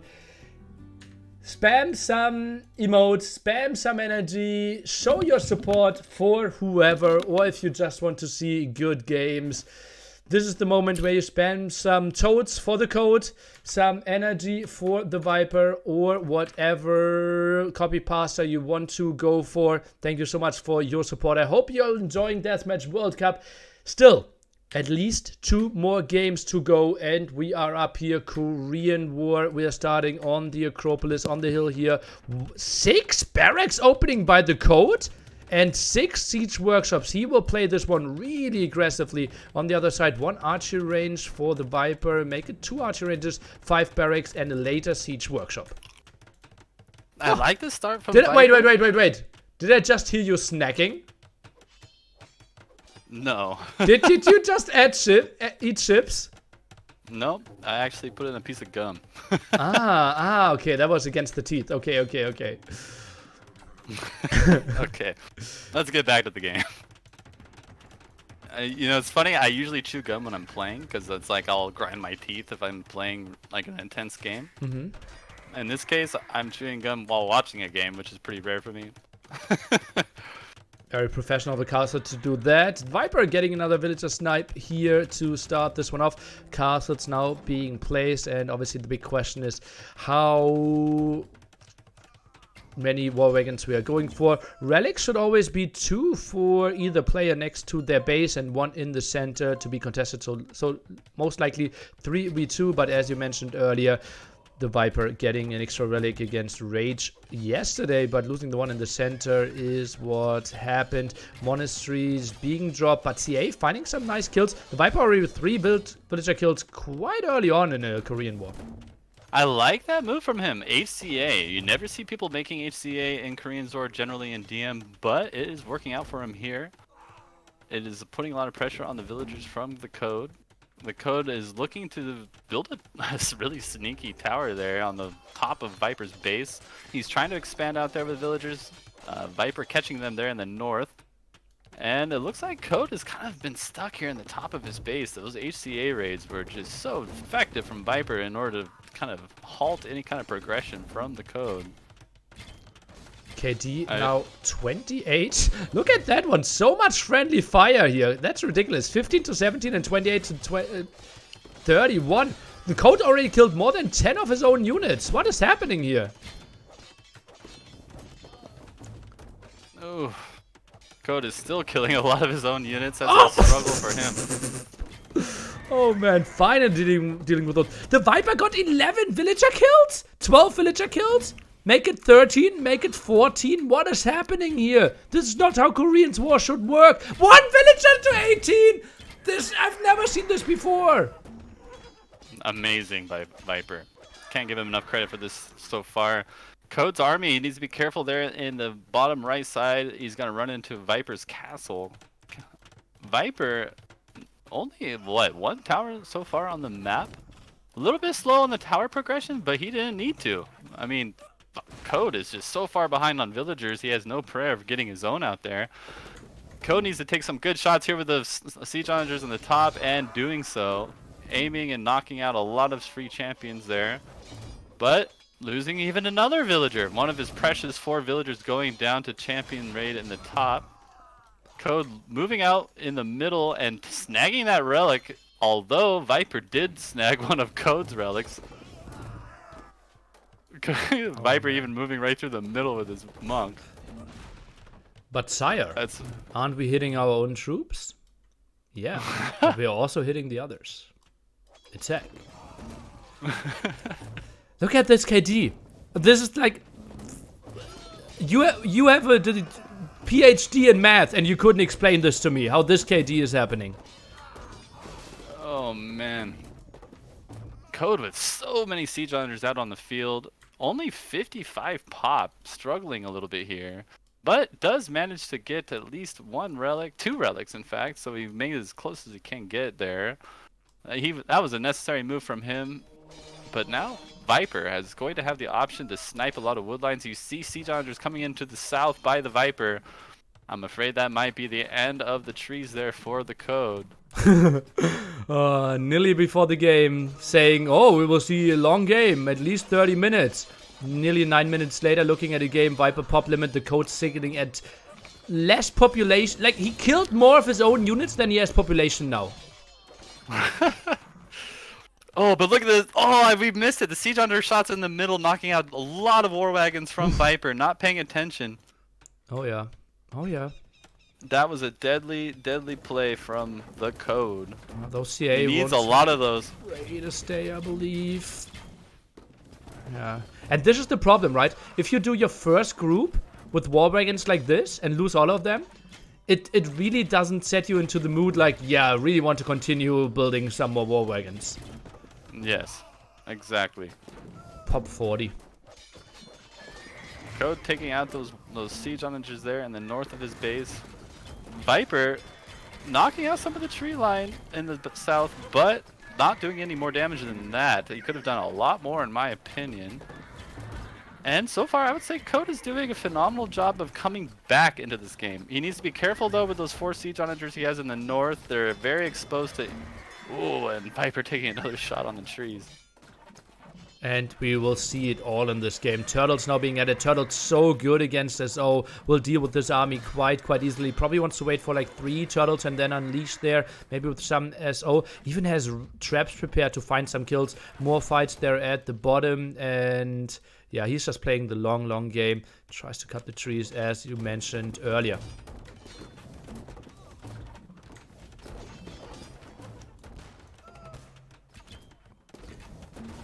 What happened to the Code's starting TC?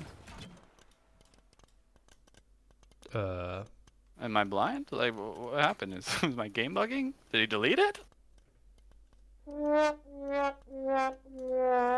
That's a mystery. I don't know. Maybe he wanted to delete a Stonewall and deleted this one. In Deathmatch World Cup 3, we had someone clumping at the top, having 4 castles at the top, and wanted to delete some Stonewalls, deleted all his castles, and instantly lost the game. And that was a Game 7 decider, and therefore he lost in the series. And yes, that was really unfortunate. That was actually favorite one, a Quendi teammate of mine against Brew. oh yeah, and then Brew going through.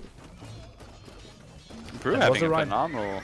phenomenal time in this World Cup, but oh, looks like Code accidentally sniping his own trebuchets there in the north, but keeping one alive, trying to put pressure on the north side of Viper. Viper, meanwhile, with the Siege Onager, looking to do more tree snipes there in the south.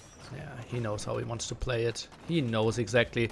Remember, guys, to make this a more viable strategy and to make the fight for the center more, we did design Acropolis that you don't have any wood at your starting base in deathmatch. So you have to go down there and you have to contest those wood lines. Oof, man, the fights are so close there in the north, but it looks like Viper, or actually no, Code's slightly coming out on top, but he's going to snipe that Onager with his Hussars. I could say now that I called it with the Hussar moves. You did. I like the moves though from Code in the south. I think he needs to clear that up in a hurry. Don't let Viper clear out all of your tree line. That's going to just cause you a lot of headache as the game goes on. Look at Viper's units. He has 10 different military units. Traps, SO, Monks, Hussar, CA, Champion, War Wagon, Turtle, Ship, Cannon, Galleon, and Galleon. I think I've never seen that many different units by one player. Definitely not. I've never even seen HCA used in a Korean war. Very inventive from him. You know, something we tend to see from Viper, being very inventive, very innovative. And I love that part of his style in these games. And I would have to say, though, Code, thankfully for him, managed to keep a lot of his force there in the south alive, which was absolutely necessary if he wants to have any chance in this game. Cannon Galleon's now added another ram, so 11 different units. I'm not sure if I've ever seen this. Just pure madness. Code needs to find a way to control his southern side. You know, that's going to hurt him more and more as he loses the trees there. Yeah. Meanwhile, Viper chopping so much trees on his bottom side. Yeah. It doesn't really matter to control this area anymore, right? Just the only thing that Code has going for him at this stage is that I think he has spared himself how much he's used wood in this game. Even though he has a small wood bank, like no wood banked at the moment, he is not using as much wood either, which allowed him to, you know, be late on chopping wood and still be okay at this stage. And I think Viper is just using a lot of wood. He's got, you know, war wagons, a lot of siege onagers, even the ships. I think you're really stretching it. Viper has Yeah, endless I'm access to trying. wood. He has endless access to wood. Still in the space, massive wood lines. Like, the wood line in front of his base is as big as the whole thing that the Code has to work with. That's true. Yeah, I mean, I'm trying to reach for anything I could find here for Code. Code is in deep trouble here, but you know he's at least gonna be able to draw this game out a little bit. Maybe look for some kind of move in this game, but right now it is looking dire for him. What a weird trebuchet. That's something I usually see from Tempo, another common DM player. I love that Viper took a shot at it as an attack round and almost hit it even. That was a nice move. Viper sitting on a reasonable gold bank, I would say. Yeah, I would say that's reasonable. Not the best, but you know. Well, we did have one game of Jitba with the old Burgundians, guys, actually getting to 27,000 gold after finishing Burgundian Vineyard. That was a crazy one. Viper, well, likely that he will get back to 5 digits in this game. Wow. Yeah, that's a gold bank you don't want to have to fight against if you are the Code. And Code probably thinks he has the advantage. but he has a ridiculously low number of gold with 5k. The Viper just spreading out the towers in the south, taking out even more woodline control from the Code. Code just not really gaining any ground here. Unfortunately, he's losing ground, in fact, in the north, while Viper is just taking it up in the south. I think Code at this stage thinks he's so far behind that he's just going to have to all in and take everything he can there in the north. Makes sense. Viper towering the bottom there as well. He knows exactly how he wants to play it. Still controls the one at the front. And yeah, Viper, he just knows, okay, this is a stranglehold. Good luck trying to get out of it. Oof. A lot of siege onager shots coming in on those war wagons, but Viper doing a good job keeping them alive. Those hussars of his are not exactly the most beneficial, but it's not a big thing for him either. Not a big loss. Viper actually going for the kill here. He sold lots of wood and food, queued up 5 more traps. He wants to go for so many more. This is potentially unnecessarily aggressive, but he's so far ahead. Still makes lots and lots of sense. Good shot there from the Code on those war wagons. Those war wagons are pretty injured from Viper, the remaining ones in the bottom group. Now adding them to his main army here. Viper actually mining now the gold mine in the south. That's something Code desperately can't handle. Oh, and Viper taking a 4-for-1 shot there in the middle of the map. Just look at what the Code sees here as well. He is so, like, he sees... war wagons! Oh, the SO really, really solid. The SO on the other side really exposed there. That was beautiful for the Code. Oh, that went so well. Code needs a lot more of it, though, if he wants any chance of coming back into this game. Ooh. When is the spot to add bombard cannons in this war? Never. Why? Yeah, they don't outrange the siege onagers enough. They're a huge risk. They cost a lot. I don't think you want to make bombard cannons. And they're actually not outranging keeps as well. We're seeing so many keeps, so yeah, they aren't really a good thing to add here. It feels like Code is playing a bit of tower defense, but like in most tower defenses, this is more like how long can I hold out, not how can I play to actually win. I agree. There's not much hope here for Code. He needs a miracle at this stage. Viper with biggest bank of gold. Well, actually, he's down to 6,000. Still a massive, massive bank, but it's starting to rival that of Code's. Okay. Yeah, quite surprising there. So both players have to be really happy with their gold banks, SO shots here, so many traps around. And yeah, Viper looking really hot now, sending some more hussars in, knows that those wood lines are the scarce thing on this map. Pop 120 for the Code. More hussars are moving in exactly like you predicted. That is one wood line, and we have the one at the top. Viper is going for it. This is crazy. 30 minutes in, the Code a minute away from being out of wood. Viper now going in with the siege under in the north, going to take some more shots at the wood lines. And that's a critical wood line if you are the Code. Oh yeah, goes for more. Hussars are moving in as well. Code sits at pop 130. More raids in the center. Viper just with so much aggression. The CA allowed him to get so much map control, and now even in very aggressive castle. Not a one he needs, but a one he can afford. Ooh. More siege onager shots actually on Viper's wagons, and Viper says, yeah, go ahead, shoot him. I don't care. I got resources to last forever. 0 villagers on wood now for the Code. And he doesn't even have enough wood to build a lumber camp. And he doesn't have a market.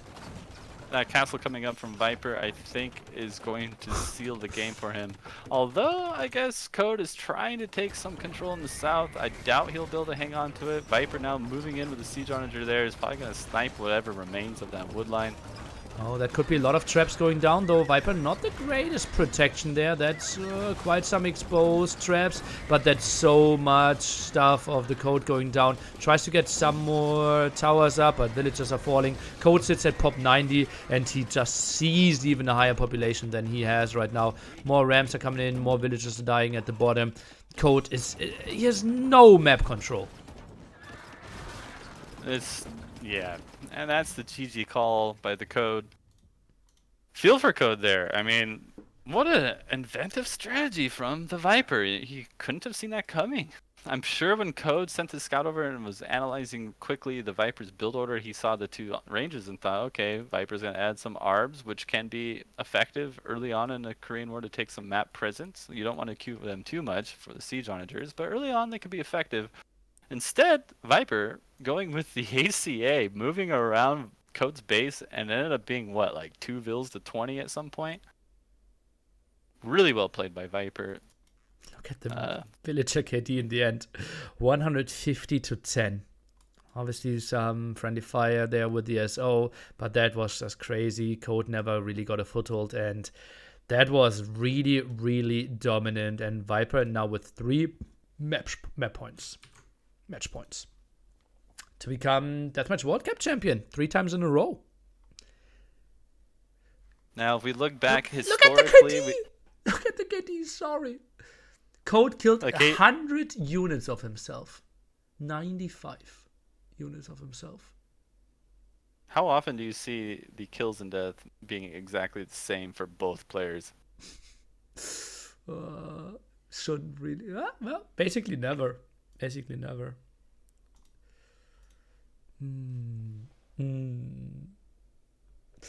Is woodcutting not considered black mannered? No, it's considered to be a strategic play.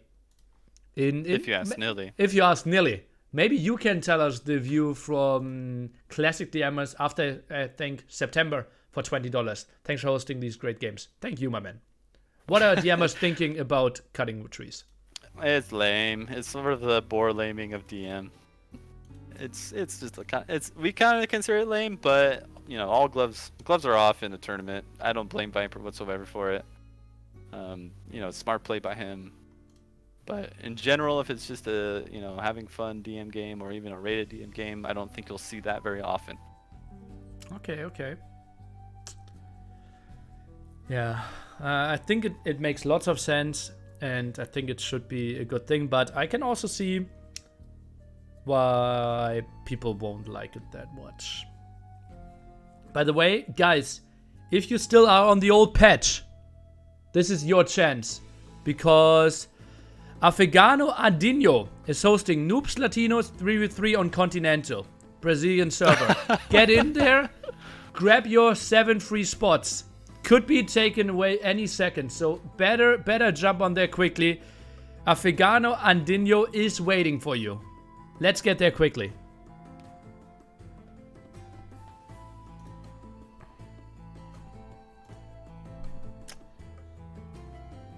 Goth War on 4 legs. I did pick it against Viper, but already was in my head in the next series.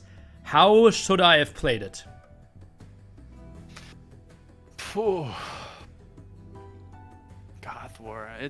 Goth War is a very intense war. You know, we're going to start off with a rush of Huskarls to both sides of the enemy base, so their opponent's base, followed by Scorpions with champions ordinarily. You're going to want to use those waters in order to use like the fishing ships to get fish. And that way you could conserve some of the food to make more of your military units, as opposed to only having villagers for farming. We did see in World Cup 2, I believe, a Goth War Code versus Viper on, what was it, Golden Pit? I think it was Golden Pit. And in that game, they basically slugged it out really hard against each other, raiding intensely. Both had very few villagers, but in the end, Viper eked it out. This time, it's going to be, I think, even more intense. There's going to be a lot of fight for the control of waters. I think that's something that Viper is probably more of a specialist at. Code, in order to win, I think it needs to try to take control of the middle hill. In 4 legs, you always have a giant hill in the middle, and oftentimes it controls key locations. And it's going to be really interesting to see who ends up winning this. Over 11,000 viewers watching this pretty good series of the Deathmatch World Cup Finals for $10,000 in total on the line. Memp also sitting on 1,000 viewers. Nice, nice, nice. So 12,500 even added up. Okay, that is pretty solid. And yeah, spreading the love for Deathmatch. And also a viewer. I don't know who, but a viewer is enjoying it and donating $20. Thank you as well. Microsoft should spawn the next DM. DMers wouldn't mind. And I totally agree. have a place in my heart for DM as well. 20 seconds to go till we see match point number 1 for Gamer Legend, TheViper, trying to make it 3 in a row. But it's going to be a wild one. Distances can be really short in 4 legs. We could see 5-minute games, but as you mentioned earlier, we could also see very drawn out games. Getting onto food is a bit easier on 4 legs, as you mentioned. People will ask me on the chat, why do they open Huskarls and not champions? Well, they're faster. They produce slightly faster as well. You use them to try to get to the back of your enemy's base, prevent them from getting on the houses and sniping a lot of villagers. I think a big part of this is going to come down to if the scout at the start could even snipe any vills. We've seen Viper being an ace at that so far in this series, sniping a lot of the unit or the vills at the beginning of the code. And here we go. The code starting off with a 5 barrack into 2 siege workshops. 2 siege workshops are kind of in an odd placement. Viper on the other end, quickly walling in different house vills, or actually barrack vills, losing a villager though, and Code seeing the other villager going all the way back to build houses. And oh man, he didn't see it actually. I thought for sure he was going back there. Yeah, was going in that direction. Maybe clicked on the minimap some, and now we are spamming some Huskarls here. And indeed, you said siege workshops at a really untypical spot. Most of the time, we see them added up. As you mentioned earlier, Huskarls produce faster, get over there quite quickly. We'll try to get some villager snipes. Huskarl is coming in, Viper with some walls, and those siege workshops not going up too quickly. We see some villager kills in return. 2 villagers down already, trying to save some more. Meanwhile, kills at the other side. This is the moment where mix-in champions, obviously more cost-efficient pound for pound. This is looking really good so far for Viper. Viper snagging villages, but it's actually 6-6. Code actually has the pop lead, so maybe I take that back. I think this is looking kind of good for Code so far. Code snagging a couple more villagers there. But I love that house thing from Viper in the back. That's going to be tough. I mean, it's a very smart play by him. But the house cap is actually much better for Code. Code taking a pretty good population lead, which is so important early on in a Goth War. Viper probably realizing it, he's going to try to drag around all of Code's army. You see him doing it there in the north, sending Huskarls all the way around to try to drag it away from fighting him directly. He knows he can't take a direct fight yet. For having those 2 siege workshops that early, only looking at 3 scorpions, now 4, doesn't excite me that much. Now, oh, those are 3 exposed villagers at the left-hand side. Champions could be coming over. Oh, this is really nice for the Code. Tries to find some more at the top. The Code, I have not seen him go on to those pawns as much as I would love to. Yeah, Code needs to get on those pawns pretty quick here. We see Viper already building a dock in the far north, but Code is actually being very sneaky and taking out some vills that you ordinarily would be able to keep alive if you were Viper. Viper moving now towards the center. That's a risky position for Viper, especially when he has a lot of his army misplaced. Code, if Code could just stop chasing around these Huskarls like in the back of his base and just commit to that middle hill, I think he'll be able to knock Viper off of it. He has a nice pop lead, although Viper's catching up quickly.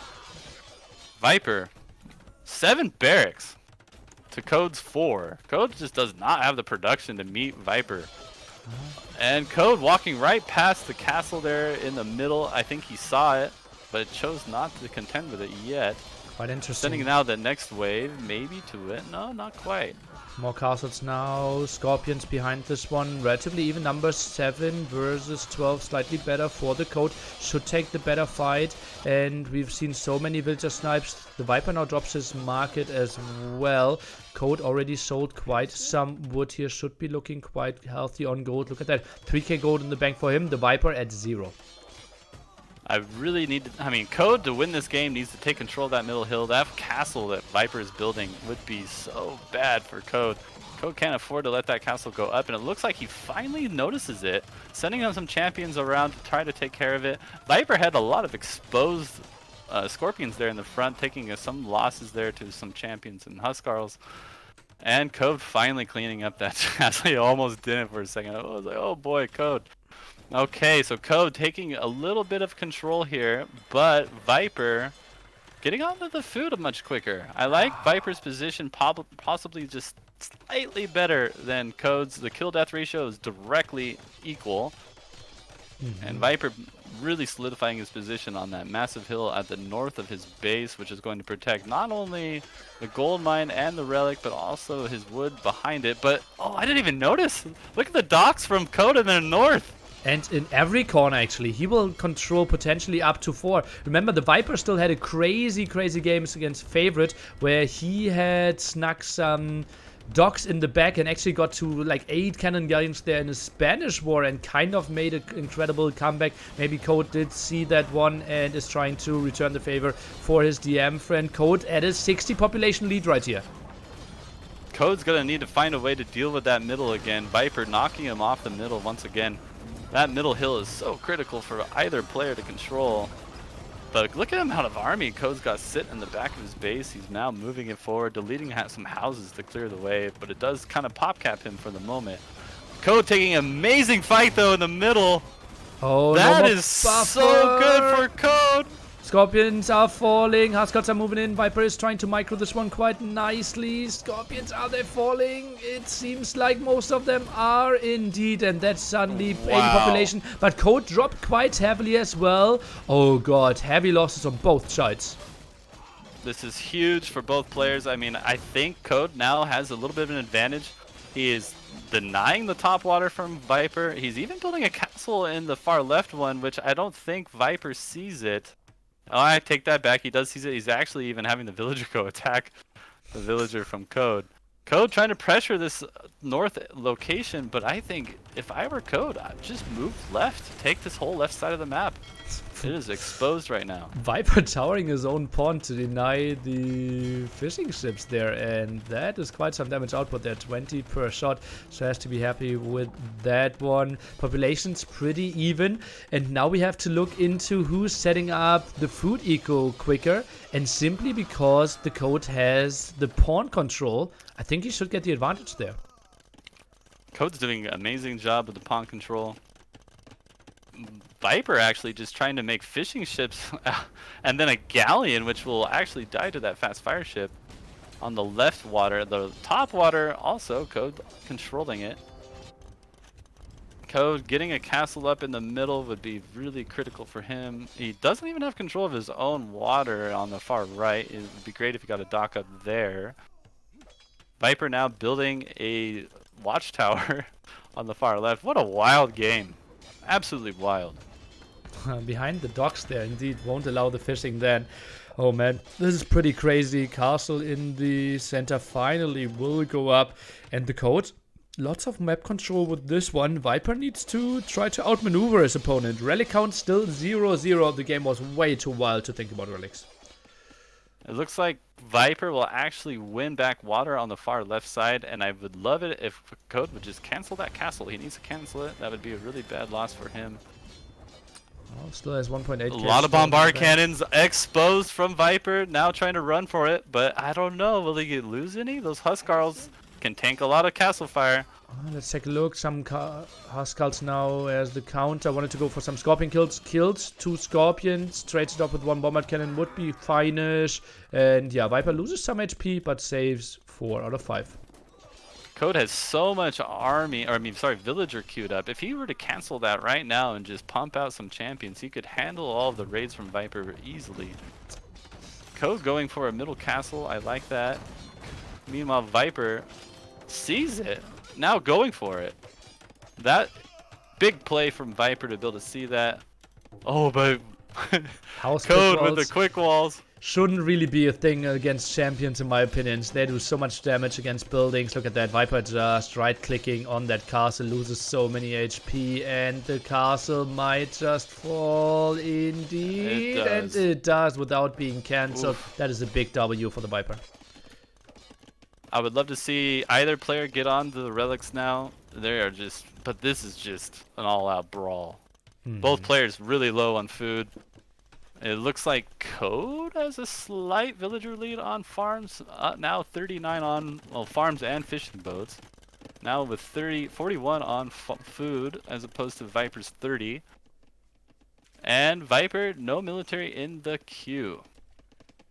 Will have the left-hand side pawn for himself. Viper's farm count just so much behind. Has 25 there.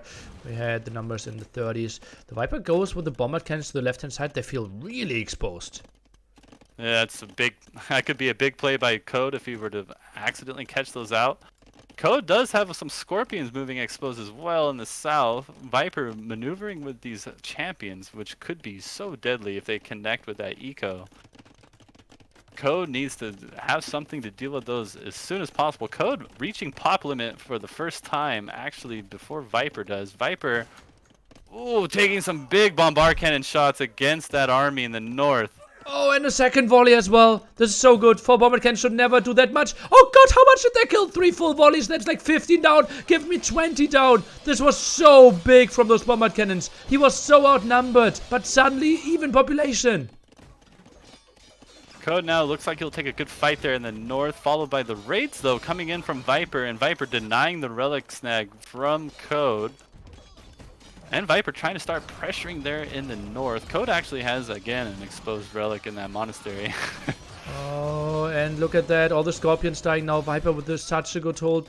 Bombard cannon needs to run though. Trap is surviving for now. Oh, not a lot of protection. No castles for Viper at the left-hand side. Look at that. 3, 4 at the right-hand side. Not a single one at the left-hand side. Finally builds one. Code losing the dock in the south. That hurts his food income quite a bit here. But still managing to have slightly more food income than Viper at the moment. He has a better army there pushing into Viper's eco. Viper relying on the fishing boats at the moment. Not very much on farms. Farms do, I believe, are a little bit more efficient in terms of food gathering. Although I could be wrong. I think with gill nets that is getting closer, but indeed farms are a bit faster. But obviously wood to food efficiency is a bit better for those fishing ships. Viper doing a great job raiding the Code. The Code is struggling to clean it up, but I think now finally cleaning it up. Viper taking a nice fight on the Scorpions there and cleaning up the Treb as well, basically halting the push from the Code. Those hero bombard cannons holding that push on their own. It felt like both players around pop 150. Viper finally getting some food eco himself. Now a barracks at the side, and he's preparing some side attacks over and over. The Code not really going on his stone. He could have more castles than this. He didn't mind any stone all game long. He needs to definitely get on some stone. He has a lot of idle villagers that just now finished up mining a gold. Both players very low on food, but Viper now well ahead on his food production. Yeah, Code needs to catch back up in a hurry. And now we have another raid coming in from the north side of the eco of the Code. Code has to find a way to deal with it. Hyper perfect amount of champions to defend there, and let's take a look. Another bombard cannon could be nice. Viper even buying some food, trying to deal with it. The raid indeed is coming in, and that's quite some idols being forced. And Viper now docking the pawn of the Code, and there's actually quite some reasonable fish still left. That's a very smart play by Viper. But now the bombard cannon denying the Treb from shooting down that castle of Viper. Viper even building a castle in a very key location on the left side. What is the Code doing? What is he doing with his champions? Full suicide. Viper quick waltz those. Oh, what happened? He had like 30 champions just sitting there, and he was like full YOLO. Just sent them to the top. The castle was shooting. The bombard cannons were hitting as well. Was he hoping that the Viper gets out of position? Runs through the castle, nice clear up, and all of a sudden Viper's 60 population ahead. What happened there? Oh, it's a very bad misplay by Code, no doubt about it. Code needs to get his eco situated in a hurry. Viper has more Huskarls now wrapping around, coming down into the Code eco from the top side. And Code struggling here. Needs to mass up, take his time, get back control of this game, or at least get, set. stabilize a little bit here. The one thing that I don't really like from Viper is he's using a lot of Huskarls who don't trade effectively against the mostly champions from the code. They are good at raiding though when it comes to dealing with all the castle fire. Yeah, mainly champions in the queue for now. But yeah, I'm saying that, and indeed 10 more Huskarls queued up for the Viper. So questionable choice there.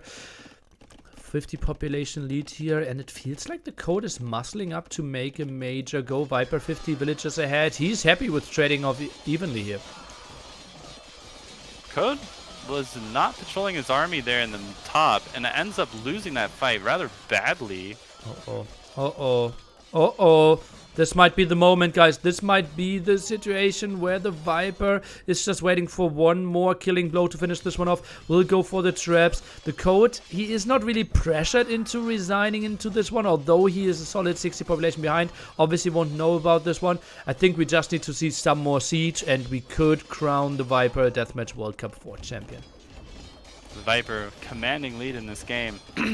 I think Code's only hope of coming back is simply to get a better eco situation. He is just struggling to make any eco. Having a hard time dealing with the raids from Viper. Looking really bad for Code. He has most of his army there in the middle when he needs it committed to saving his own eco, denying the ships there in the back of his own base. Oh man, fighting for all of those pawns is just a masterful thing to see from the Viper. Just a beauty for sure. 31 minutes into this game. The Viper is now fully set up. 50 on food. Goes for another monastery at the front. I don't fully understand that one. Maybe some more healing for his army over and over again. We now see 3 traps, 5 bombard cannons on the field. The push through the center, monastery, as you mentioned earlier, pretty exposed. And the Viper, he is raiding everywhere. He is controlling all 4 pawns. Now, at one point, the code was controlling all 4, but Viper could just defend so nicely and is now hungry to finish this one off. Losing that forward monastery, and there goes the 2 relics. Pretty much the only gold generation for Code. I would love to have seen that be a more protected monastery, but unfortunately for him, he has now lost that and lost the castle. Viper going in for the kill. If he takes that hill, I'm afraid that would be the end of the Code. Well, it will be 5-3-0 relics, and that's why he probably built those that monastery at the front. Just yoinks those away. Ground attacks against those champions are pushing in pop 165 SO bombard cannons, and they're doing damage like SO, so I'm misspeaking there. Even walling in the traps, more bombard cannon shots in the back, and scorpions now being added as well in the full champion fights. The code still looking at okayish population, but so many moves going into the right direction for the Viper. The Vipers is putting pressure there on that pond. He now controls all of the ponds, as opposed to the beginning where it seemed like Code was controlling all of the ponds. It is looking so good for Viper. Code is going to be forced to rotate his eco away from that pond on the right, which is directly behind his own base, and that right there is the conclusion of the grand finals of World Cup 4. And Viper, congratulations, 6-3 in a really good series. We had so many good games. I probably will never forget that game number 2. On Acropolis, Tatars against Japanese, holy moly, and that Cuman's early massacre, and kind of going into the hyper long game there. Beautiful, beautiful stuff, and Viper going in as seed number 1, the Code going in as seed number 2, and they're finishing at their positions respectively. Well, really shows how good the seeding was and how well those people are performing over and over and over again, because Deathmatch World Cup 2, 3, and 4 are all ending with Viper first, Code second, this time with arguably the most entertaining final. That was a great final. We saw some games go really long. Nail biters, especially that Cuman War. Couldn't say enough about the series, and both players played fantastic. I loved the innovation I saw from Viper, and I loved Code bringing out, some of the DM classic, some of the DM, knowledge, like, for example, in that Inca War. Well played by both players. It was a fantastic series, and I think they both deserve their placement. Yeah, I will ask the Viper for a short interview, question mark, happy smiley. And I would absolutely understand if it is too late for him. It was a 4-hour brawl that we had here. Thank you so much for all your support. And I think we had over 13k viewers, so pretty happy with that one. Yeah, really, really nice one. I hope you all enjoyed the show, and it was a good showing of Deathmatch. Would have loved to see Vikings being played on Ghost Lake. I think Viper might be the best in the world there. Frank Serengeti could have been a nice way to end it as well, but I'm also pretty damn happy how this one ended. And Viper is saying, sure, so Code, I will add you there, and then we'll call, oh, not Code, True. Also added the wrong one in the group, and yeah, we'll call you there. Jumping over. Perfect.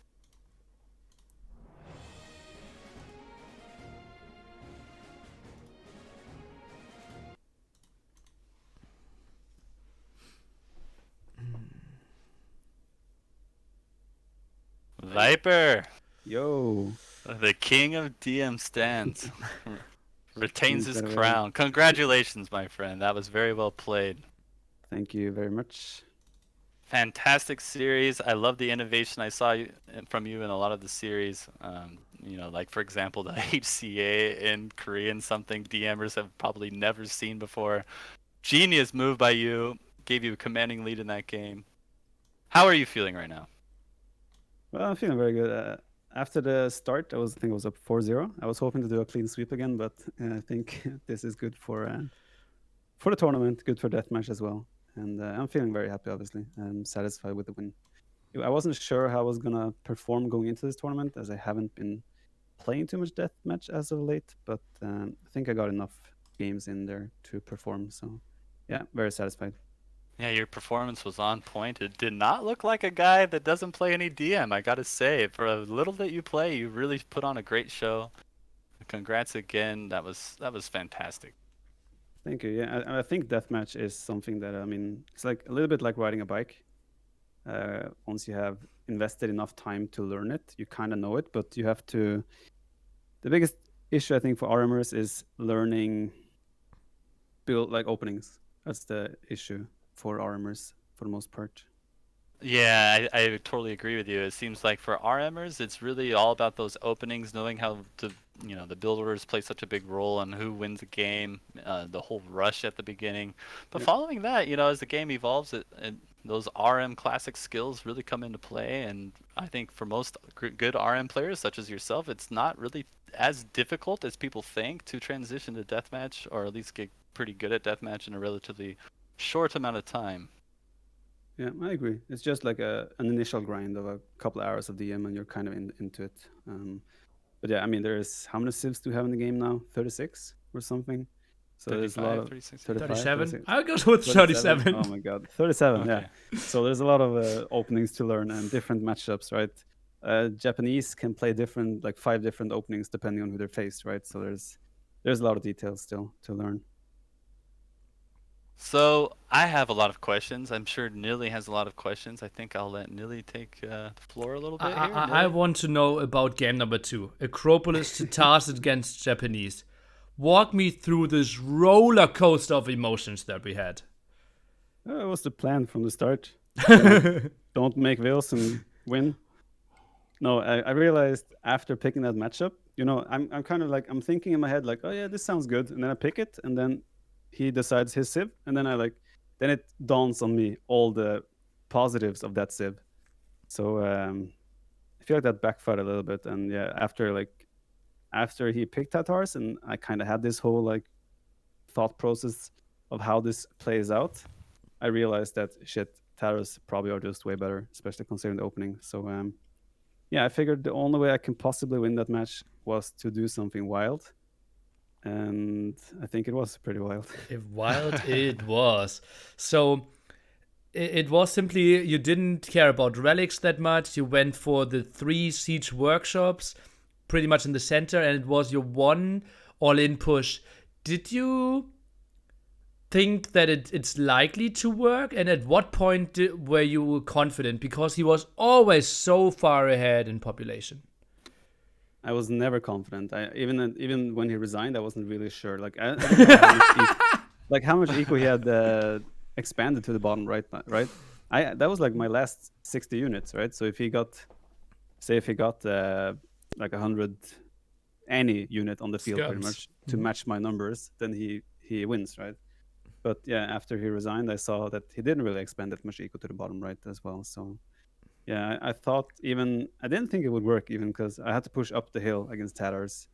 But yeah, I figured it was my only way to win, and kind of just went for it, and it Isn't worked. Tatars the civ that it's the worst civ to push against on the hill? Well, yeah, but what choice do I have, right?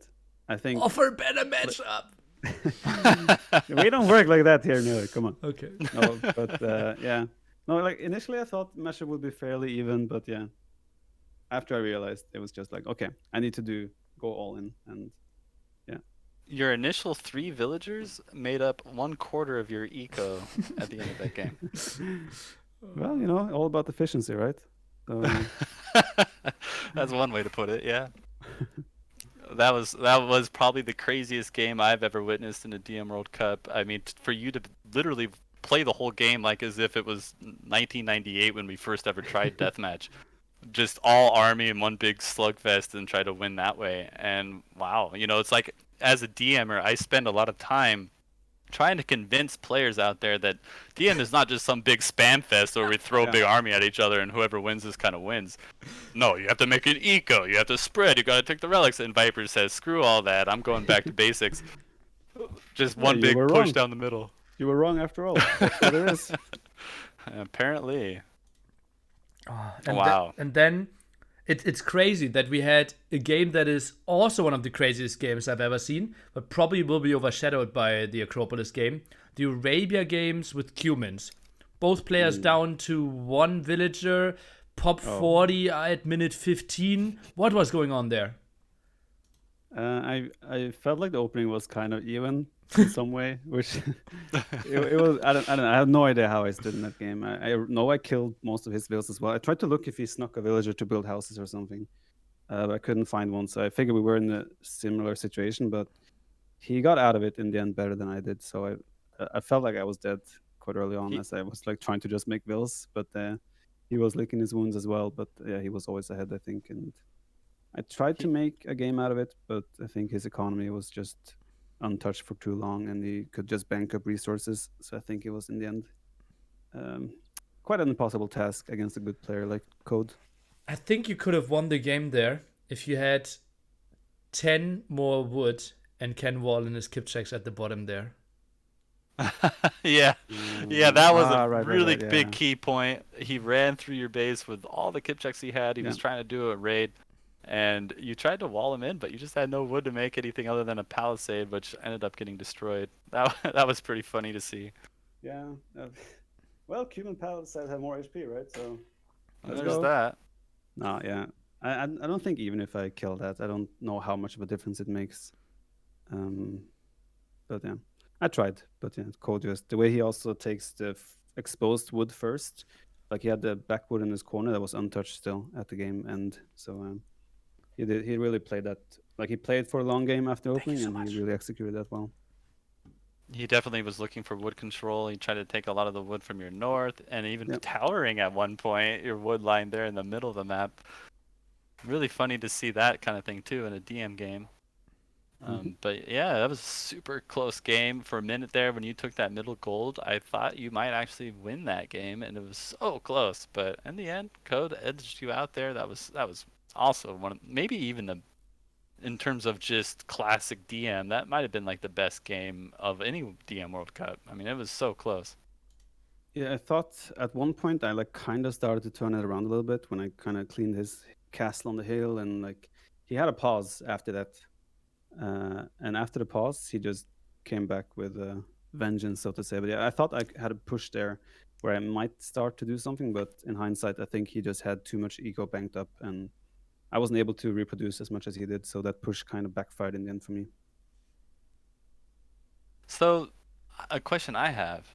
So, every DM World Cup or every big DM tournament throughout the past, we've always had mirror civs.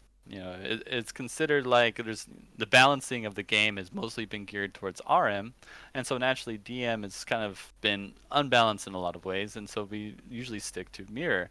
However, me and some other DM players have been playing a little bit of random map, well, not sorry, random Civ in the last few months, and we found that it was actually a lot more even than we would have predicted. And so we thought, I brought to Nilly, hey, what do you think about having random Civ in Deathmatch World Cup 4? Nilly says, well, maybe not that, but this whole idea that he had supposedly done in a previous tournament. And what do you think about those settings? A pick two Civs where your opponent picks which one they're playing.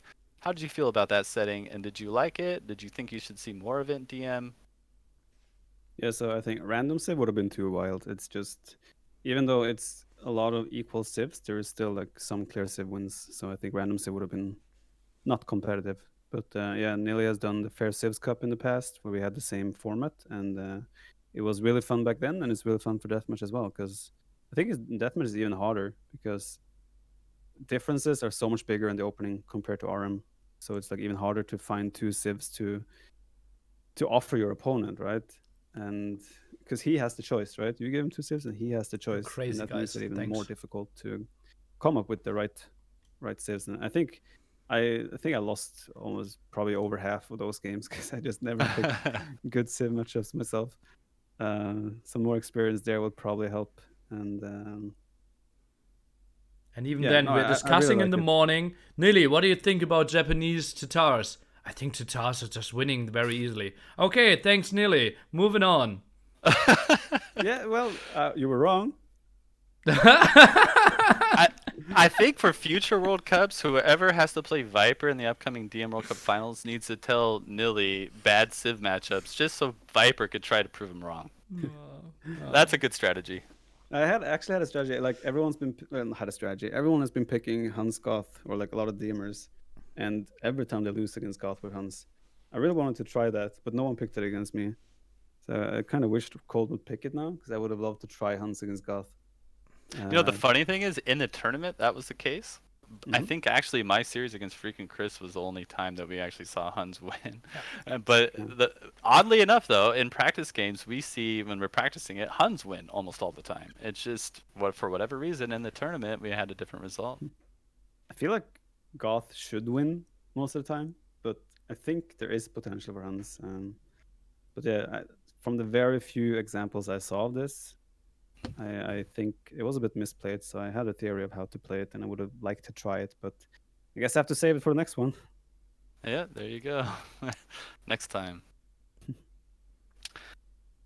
All right. So, what would you say, other than maybe that Japanese versus Tatar game, was your favorite game of the series in terms of your performance? Like, which one did you feel like you were on point, you knew what you were doing, and you just felt like you're gonna look back on that and go, that was my top level DM. Let me just quickly look at the settings again so I can remember all the games. Um, Wikipedia is helping, please. obviously. I'm opening the AoE zone. Thank I'm you a so classic much. kind of guy. So much. Right, Hans Guys. Arabia was, I felt a bit iffy in opening there, but that went okay. Japanese obviously was not that smooth, but it worked. Probably the the best game was the Hans Forlex. That was my best game. So The one that no, nobody got to see. Okay. yeah. No, but Mongols Serengeti was probably the one where I felt the smoothest in terms of execution and performance on my end, possibly. I actually looked back on all the tournament performances of yours throughout the past in Deathmatch, going all the way back to War is Coming and The Awakening. Whoa. And you, my friend, remain undefeated in any Mongols 1v1 Oh, DM really? tournament. I had no idea about that. It just happens to be your Civ, I guess. Yeah, makes sense. Makes sense. No, I think it's a good matchup for me because it's a lot about engagements with Mengadai Onagers, and then there's also the eco aspect of getting Camel's Hussars out, and I think it just fits me. Kind of, I tend to not take too many bad Onager shots, I think, and I tend to take really good engagements with Mengadai. So I think it probably just is a matchup that suits me. Yeah, you just throw so many units around the map, and you know exactly right when to send them all in at different points at the same time, overwhelming your opponent and what he needs to be looking at the same time. Also, microing your main good eye, always on point, good siege on your attack rounds. It's just so hard to play you in Mongols. I felt for Code in that game. But yeah, that was a great performance. Always your Mongols is just so on point. I personally hope I never have to play you in Mongols again. I wasn't sure because he got the market as well, that matchup. I'm not sure how much the market impacts, but I feel like it wasn't that bad because I was able to probably produce more Hussar with that in mind. So, Yeah, traditionally Mongols is not really a heavy market Okay. play. But whenever you build that market and you see it's used, you always get that, oh shit. I simply don't know how impactful it probably is on each matchup. Gotcha. Nilly, any other question? Nope. I think you covered it all, and congratulations, the Viper, 3 times in a row. What needs to happen that you're not winning DM World Cup 5? We will have to scratch our heads, come up with some crazy rules with a lot of big SO shots that you can't dodge or something. Thank you so much for participating, putting such great games on. GG from my side. Yeah, thank you so much, Viper. I think I could speak on behalf of the entire DM community. It might be something small relative to the overall Age of Empires community, but we truly love DM World Cup, and a big part of that is having you participate in it. You are our DM champion, despite not playing it all that often. You are still our DM champion. We love to see your performance. We love to see you play. You make DM World Cup that much better for everyone that is involved. And both as an admin and as a player and as sort of a community leader, I thank you for participating in it, and I hope that you continue to participate in future DM events. Wow, that was I'm tearing up. I'm tearing up here, man. That was a lot of kind words. No, but yeah, I mean, I really like to have deathmatch mixed in now and then. Personally, obviously, I'm majority random map, but yeah, I've always, ever since I tried deathmatch back in 11 or 12, Right. I always enjoyed it. Like the change of pace from RM, and these deathmatch tournaments are definitely a breath of fresh air. So I'm happy to take part in them. And yeah, I think you may have exaggerated a little bit with the impact you're talking about, but still, I do appreciate the kind words. And yeah, thank you guys. I appreciate that. Hope you guys had a good time and a good cast. And we did. I think Nilly and I had a great time. It was such a thrilling series. Yeah, and final shout out to TheCode as well for. I mean, uh, wait, was he in the second? Like, has he been in all the finals against me? 3 times in a row. Sick. Yeah, 3 he's playing times. like. Obviously, there were quite a few upsets in this tournament early stages. Both to yourself and Cole dropping to the losers bracket quite fast. First game. Yeah, so that was a bit of surprising, but yeah, Cole is a beast, and Rage as well. I think he struggles maybe a little bit with nerves, but good showing to him as well. So shout out to all the DM boys. Always fun to match up against all the big boys in deathmatch. Thank you, Viper. Always such a And gracious winner. A great champion. Thank you, True. All right, guys, enjoy. I'll see you guys around. Thank you. Thanks, Viper.